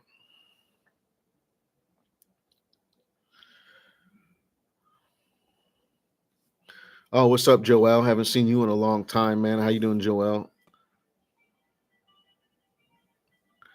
You were just watching my okay, just watching my video on Fog Pause.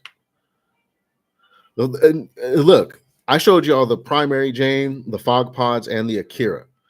There's more than that on the market, but I feel like those three are the only ones that you should be considering. So if you choose any three of those, you're gonna be good. All right. Just make sure you use my coupon code. Is there any quality? Is there any difference in quality between the disposables and carts? No. The same live resin that's in the carts goes into the disposables.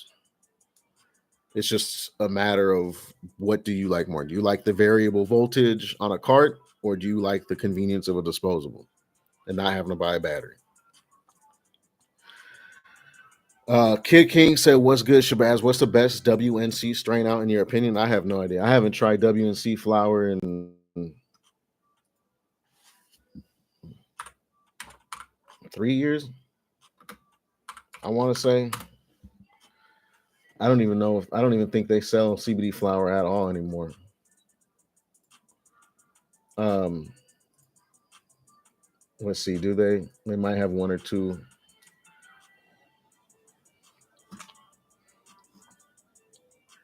Oh, they just have Flow Gardens flower that they're reselling, and most of that is sold out. I'm not sure if you're asking me about that, the CBD flower that they have, or you're asking me about the THCA flower. If you're talking about the THCA flower, I have no idea. I haven't seen any of his THCA flower. It looks like he has some good strains though. He got the AK-47. He got the Afghan Kush. He's got Alaskan Thunderfuck. Hold on. Now I gotta look.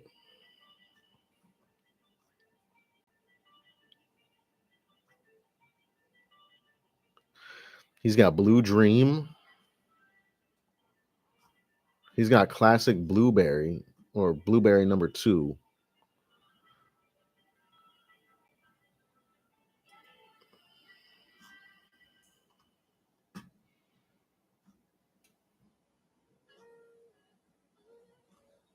You got Cherry Pie. Oh, I wonder if that's real cherry pie.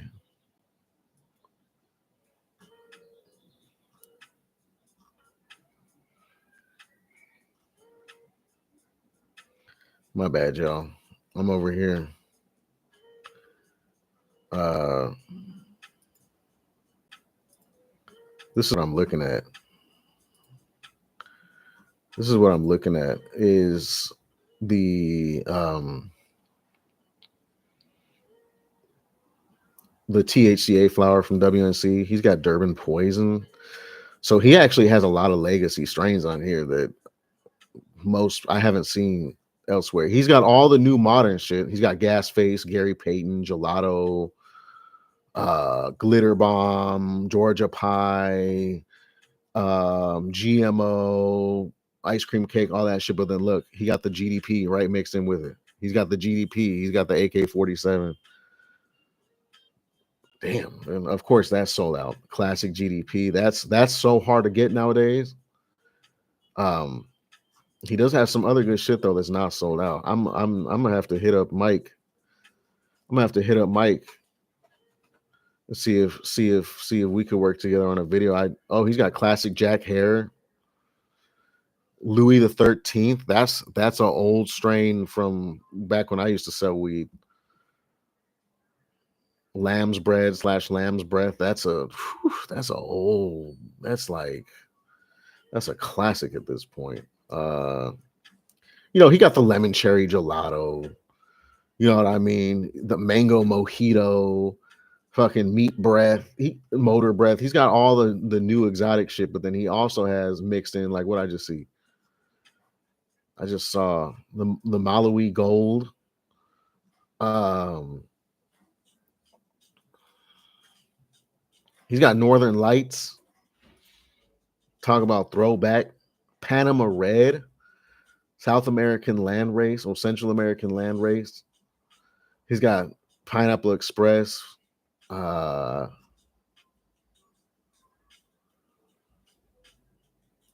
WNC. I'll say this.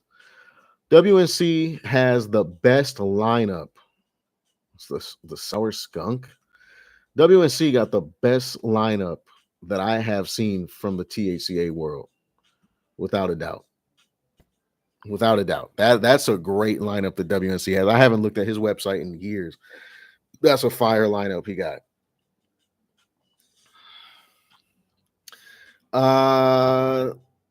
The code you said, I'm assuming the code is Shabazz. Yes.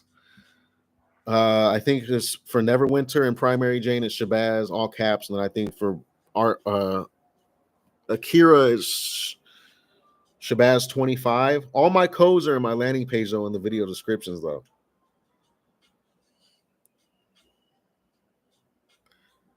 You can't pick terps and the amount of cannabinoids. I'm not sure what you mean. Joel said, "What's the future of Type 3? It's a shame that 5-leaf wellness was the best thing in the world, and now it's not even in the game." I mean, we had a big talk about this earlier. A lot of the hype with CBD flower had to do with novelty, and once that novelty went away, and people could just buy regular weed online, that's what they did.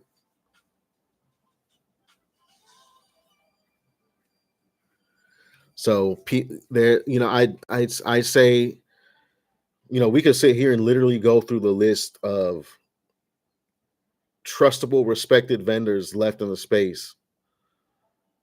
You know, and before you couldn't do that, because before you had like your top 10 most popular, but then you had 50 other obscure and less known farms and shit all around the country. They're all gone. Only the biggest and the baddest have really stuck it out. Occasionally somebody new gets in, but most of the time when people come into the hemp game, they don't last. They don't last more than a year. And I'd say that's been the case ever since like 2022. Um,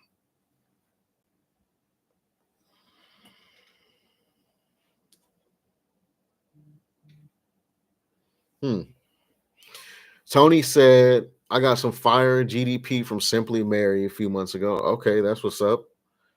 GDP is just one of those strains that's, you don't got to say nothing about it. You don't got to say nothing about it. It's just like sour diesel and shit. You don't got to say nothing about it. The most legacy strain I've gotten recently has been green crack. I haven't seen green crack since I was like probably like 18 years old. I got an eighth of green crack. But I love seeing those old strains. Oh, that's interesting. Tony said he's off the T1 now.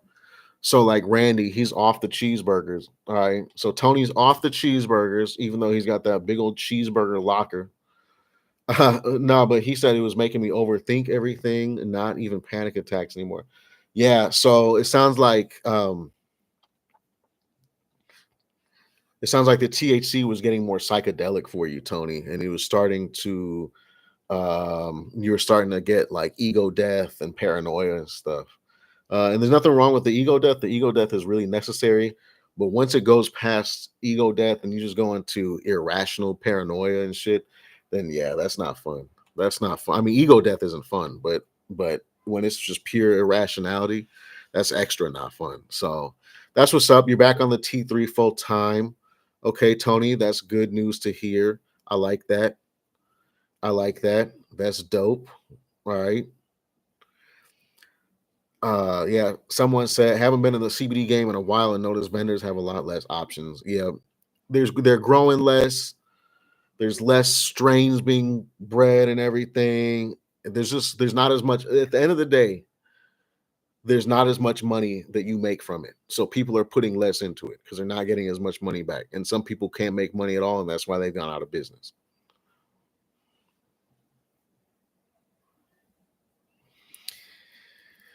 Here's an interesting one. Legend said, I got an ounce of Rogue Origin Fruity Pebbles OG, and that shit had me tripping hard like T1 flour. Is a 17-to-1 ratio beginner friendly, or I'm just not cut out for smoking anymore? I actually have a bag of Rogue Origin Fruity Pebbles, and I actually am doing a video on Rogue Origin. I just recorded it recently. And in that video, I did not smoke the Fruity Pebbles. I wanted to, though, because the Fruity Pebbles smell really good from Rogue Origin. That was like the best Fruity Pebbles I've smelled. And if y'all remember, Ellie Hu had Fruity Pebbles for a long time. Really questionable on the genetics. Nobody really knew what the cross was on that. It wasn't, I don't know. But the one from Rogue Origin is actually, it smells really good. It's actually got a little bit of like some gas on it. But I didn't smoke it. But now I'm scared to because Legend said he smoked it and he tripped out like it's T1. So normally that's a safe strain. Fruity Pebbles is a regular type 3, and if it's 17-to-1, that is a completely safe ratio. Okay, 70-to-1, and that would mean it's like 17% CBD, 1% THC. All right. And while 1% is up there for CBD, it's definitely not enough to give you a panic attack or anything like that, especially coupled with 17% CBD. So I'm not sure what happened. Perhaps you got a hot nug. That happens. Okay. I actually got 2 hot nugs this year. That was the most hot nugs I got in that short amount of a time. Um, but I'm gonna have to smoke some of that Fruity Pebbles and really take it slow and see if it's just spicy, or maybe you just, you know, you're really sensitive to THC, you know.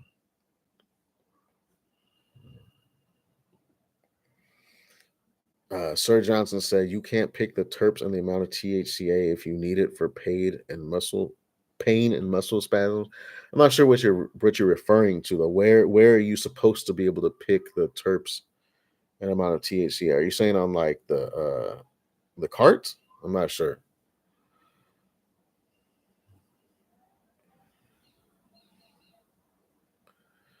Pokezar said Hoku quit growing sadly. Yeah, Hoku. I saw he's kind of backing away. He's still gonna be breeding and stuff, but look, for a lot of people, like I said, it's just not. It does not make the money. There's no money in it, and unless you're rich and you got money to just play with, you can't afford to be putting your time, and effort, and space into something that's not profiting. Because how you gonna feed your family? So, Sir Johnson said, "I can still get that cheap Mexican brick." I've been trying to find Mexican brick, some Reggie, some swag out here. We call it stress. I've been trying to find stress for a couple years now. I want a good baggie of stress that has some good viable seeds in it because um I want I want to have those seeds in hand, those Mexican seeds, to try to breed it into CBD flower. But out here it's just non-existent. There's been a couple times I've smelled somebody smoking some stress. Uh, there was one time I think at the gas station, some people were rolling up some stress, and I went up to their car. I said, "Fuck it," in LA, this is not something that you do, but it was worth the risk to me. I went up to their car. I'm like, "Excuse me." I'm like, "I'm not trying to be disrespectful, but are y'all rolling up stress?" Like, I've been looking for some stress, and they like kind of, I don't know. They just looked at me like I was crazy. I walked away. They weren't they weren't trying to give me no. They weren't. No, it was clear they did not want to be fucked with, or they thought I was psycho or something. I don't know. Versa said I'm smoking Royal OG from Rogue. Check this out.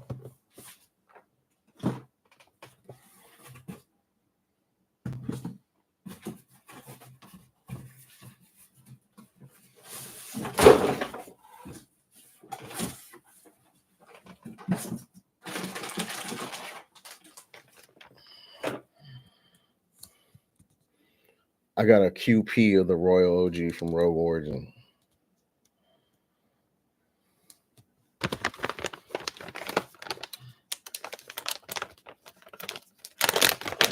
And I do have a coupon code for Rogue Origin, y'all. I think it's just Shabazz. You want to check out Rogue Origin? It's Southern Oregon, sun-grown flower, just like Lost Oak, Elihu, Horn Creek, grown in the same. Like all these farms, literally are like 20 minutes away from each other at the most. They're all in this one valley in Southern Oregon. But yeah. Oh my God, I dropped the nug. Rogue Origins Royal OG is really sweet. I'm actually trying to give this away. Like, I'll take a handful, but the rest, I don't want it. And not because it's not good. I just, I can't smoke all that. I have so much flower. I have so much outdoor. I now have a good amount of indoor from Type 3 in my little indoor collection. I just have so much flower, y'all. So if anybody, look, if y'all are ever in Southern California, if you're ever in the LA area and you want some flower, hit me up because I will give you some free flower.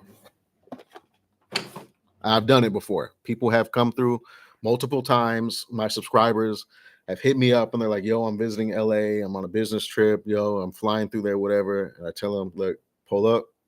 I got a box for you. And it happens.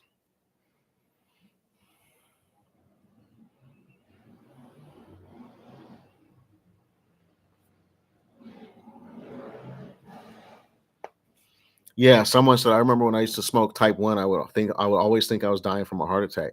That's called tachycardia. And that's a physical response. It's called tachycardia. That's an elevated heart rate. Right? It's not just in your head. Your heart is literally boom, boom, boom, boom, boom, boom, boom, boom, boom.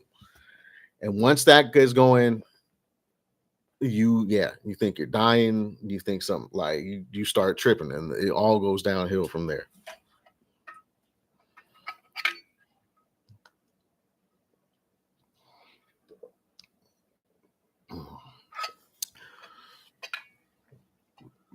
Jesse Ling, hit me up on Instagram, man. Hit me up on Instagram.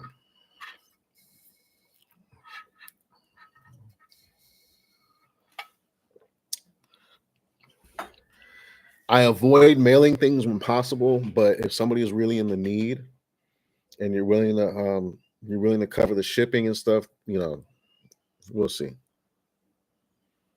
The hell is DC? Discord?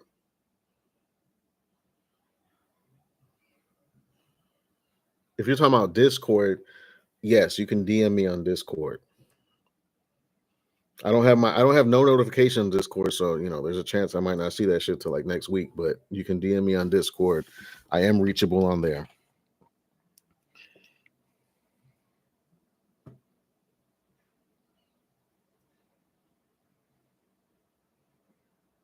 Man, I can't wait to eat these enchiladas tonight.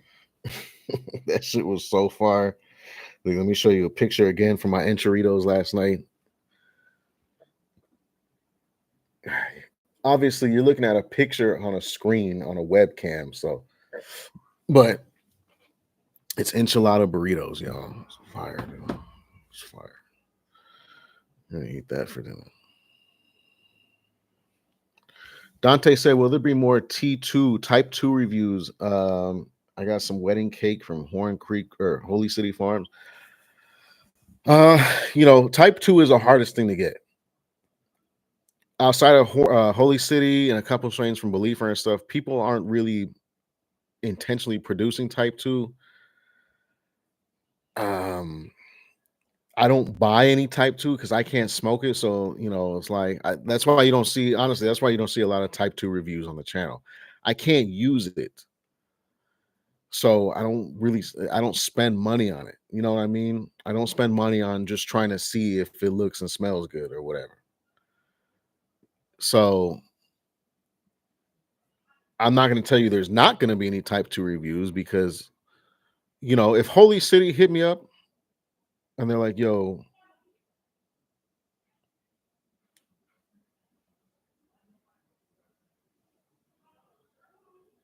my bad, I'm trying to listen. Anyways, there could be type 2 reviews. Do I have any plan in the near future? No. No. And like I said, I don't really buy the flower. So, a lot of videos they happen because I want them to happen and I go out of my way to purchase the flower or vapes or whatever the case may be so we can check it out. But that's stuff that I can actually use. So like at worst case scenario, I could still smoke it, I could still dab it, I could still vape it, whatever. But when it comes, anyways, I really have to go pee. Tsunami type 2. How often do I smoke? I smoke every day. Uh I smoke every day. I smoke it just depends on the day. Depends on the day how many joints I smoke. But I smoke multiple joints a day. I vape sometimes depending on what it is. I have Crafty Plus. I have a Planet of the Vapes Lobo. I have a High Five ball vape. So sometimes in any of those three devices, depending on what's in front of me, what's charged or what's on, what's the most convenient, I will vape. But multiple times a day though. My IG is 110 canatographer underscore. Let me show you. Actually, that's a great idea. Absolutely. Um, absolutely.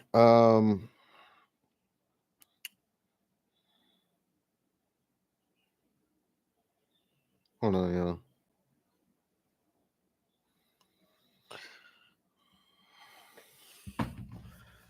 Fuck, what was I saying? Oh, absolutely follow me on Instagram. My Instagram got deleted. I was at like 2,000 followers. They just deleted that shit. And so I had to restart. I'm at 700. All right. So let me back up there. Let me see. Can you see right there? 110 canatographer underscore at the end. Um, also, on my videos, go on any of my videos in the top of the screen. I have my Instagram right there. Um, yeah, I definitely do want to try some of the new Holy City. Holy City's been putting out a bunch of new strains, and I definitely want to try. I want to try the Type 3s. I want to check out the Type 2s. Um, let's see what those are like. I just realized, yo, I'm wearing a Horn Creek Farm shirt. I didn't even review Horn Creek's flower this year because people were saying it just was not that good. Love Horn Creek. Great people. Paul, he's cool. They have a cool farm. They literally have owls in their farm. I saw them. They had when I went to Horn Creek Farms I went there in 2023, and there was three owls, three barn owls that they had right there. But this live is not sponsored by Horn Creek. It's not sponsored or affiliated with Horn Creek. I just noticed that. I forgot I was wearing this shirt.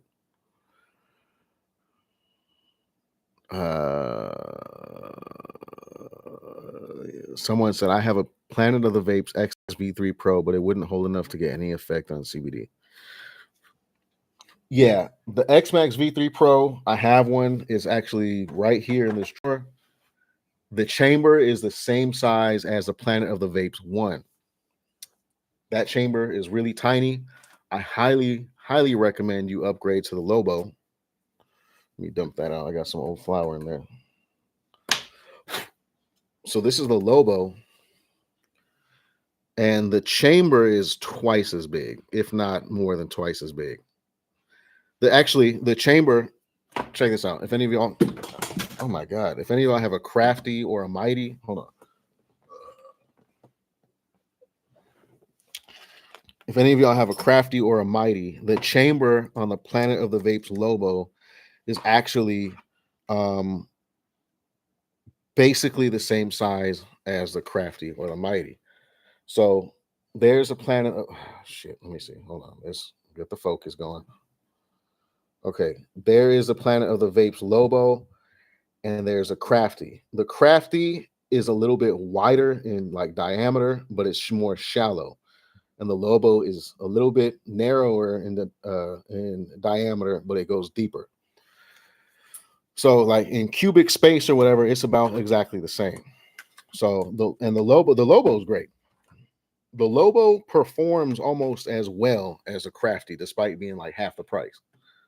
So I really recommend the Lobo. And if you do pick up the Lobo, the crafty, or anything, please use my link that I have in my landing page for Planet of the Vapes. It doesn't give you a discount, but if you just navigate to their website using that link, I do get a commission off the purchase at no extra charge to you. And that really helps out the channel. Because obviously if you're buying like a $300 crafty, you know, they send a commission of like $20, you know. So that really helps the channel. Because like I said, I do not profit making content. I am not a YouTuber that's doing it for money. I literally don't profit. It's a net loss. The only, like I say, the only thing that allows me to keep making the next video is the couple, you know, the few affiliate codes that I have and the purchase of my merch, which honestly, people don't really buy it that much. And I don't really push it that much either. I don't really push it that much just because the cost of the material has gone up so much that the price of the actual shirts and everything have to be like too high. But the people that support my Patreon, that's a big major help on Patreon. All of that allows me to keep going and allows me to keep making videos. And like when I go on live, I used to have super chats and people would super chat, you know, donations for the channel, give tips. That was dope. They took away, you know, obviously they demonetized my channel for a second time, so I can't have that. But that's why I put my Cash App and my Venmo in the description.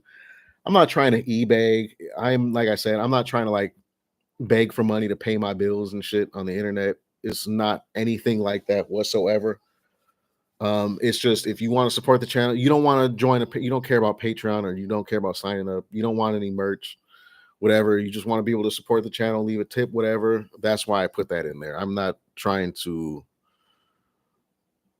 ask you just for money for the sake of asking for money.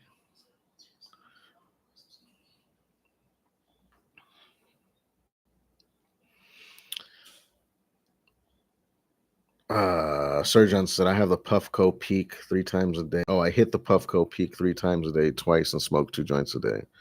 That's what keeps me out of pain. Yeah, bro. I get it. I get it. You just be faded all day, but it takes the edge off for sure. I can't imagine. I can't imagine. I can't imagine dealing with daily chronic pain. That, you know, that would be terrible. And I'm THC sensitive, so if I ever am in a situation like that, I can't just be faded all day. So I got no chance.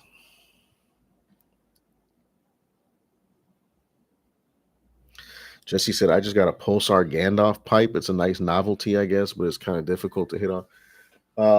Where's mine? I have a church warden pipe, a Gandalf pipe, if you could say. It's an actual pipe though, it's not electric. But it's got the white tree of Gondor. How do I get this bitch to focus? It's got the white tree of Gondor on there. It's an actual church warden pipe. It's hard to smoke out of. All right, it's obviously is meant for tobacco, so it's hard to hit flower out of there. It clogs up, but I'm a big Lord of the Rings fan, yo. Someone said, just sub to the Patreon. Appreciate you so much. Appreciate you. Um, I'm gonna do a Patreon exclusive video soon where I'm gonna smoke some lifter, and it's only gonna be on Patreon. So if y'all want to see me smoke lifter, I might throw up. Uh, I might get emphysema. Uh, you know, worst case scenario, I'm gonna get a headache. Or I'm sorry, best case scenario. Best case scenario, I'm gonna get a headache. But I'm gonna smoke a whole joint of some lifter on Patreon. So if y'all want to be privy to that, go join the Patreon. All right. Dante said, "Do Lil Smokies? Oh, do Lil Smokey support you? No, unless you count like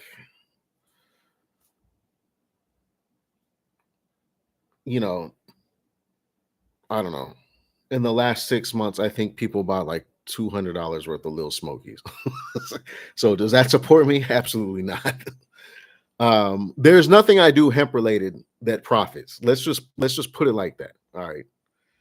That includes the Shabazz Moon Rocks, the Little Smokies. That shit is literally in the grand scheme of time and everything that's put into it. Um, that's just like a supplemental help. I don't make a living off of anything YouTube or hemp or cannabis related. Just I think that's the easiest way to put it there. That it does not pay the bill. I don't own a hemp company to be able to sell hemp or whatever. If I do a little collaboration with like Pilot or Lost Oak and I have a Shabazz sampler box or whatever, I'm not getting like I don't work for the company. I don't have any shares. These aren't publicly traded companies or anything. Like it's not like I'm doing a collab with Nike or something and they're handing me a $30,000 check, to do a content collab. Like it's just I'm very small time doing content just for the hemp community. All right, so um yeah, this is not a financial thing. I'm not.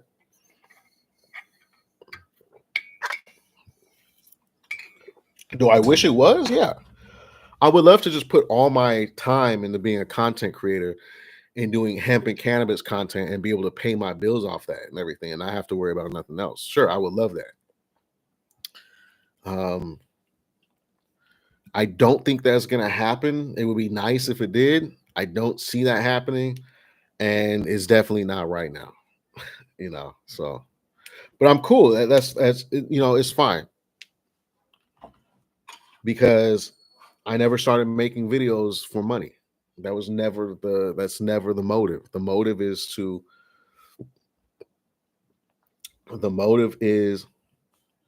not only help build a community of people that like cannabis but don't like getting high, which was, the main thing. Um, but the main motive is to help people, more and more people know that they can smoke good quality cannabis and not get high. Like I said, there's a lot of people out there that just be like, "Oh, I stopped smoking weed. I couldn't take it no more," or I didn't. I was too irresponsible being high," and they just don't know that they could still keep smoking. They can smoke CBD flower. There's so many different scenarios and everything, but there is a passion. This is a passion project. All right, that's what keeps me going. It's something I'm passionate about.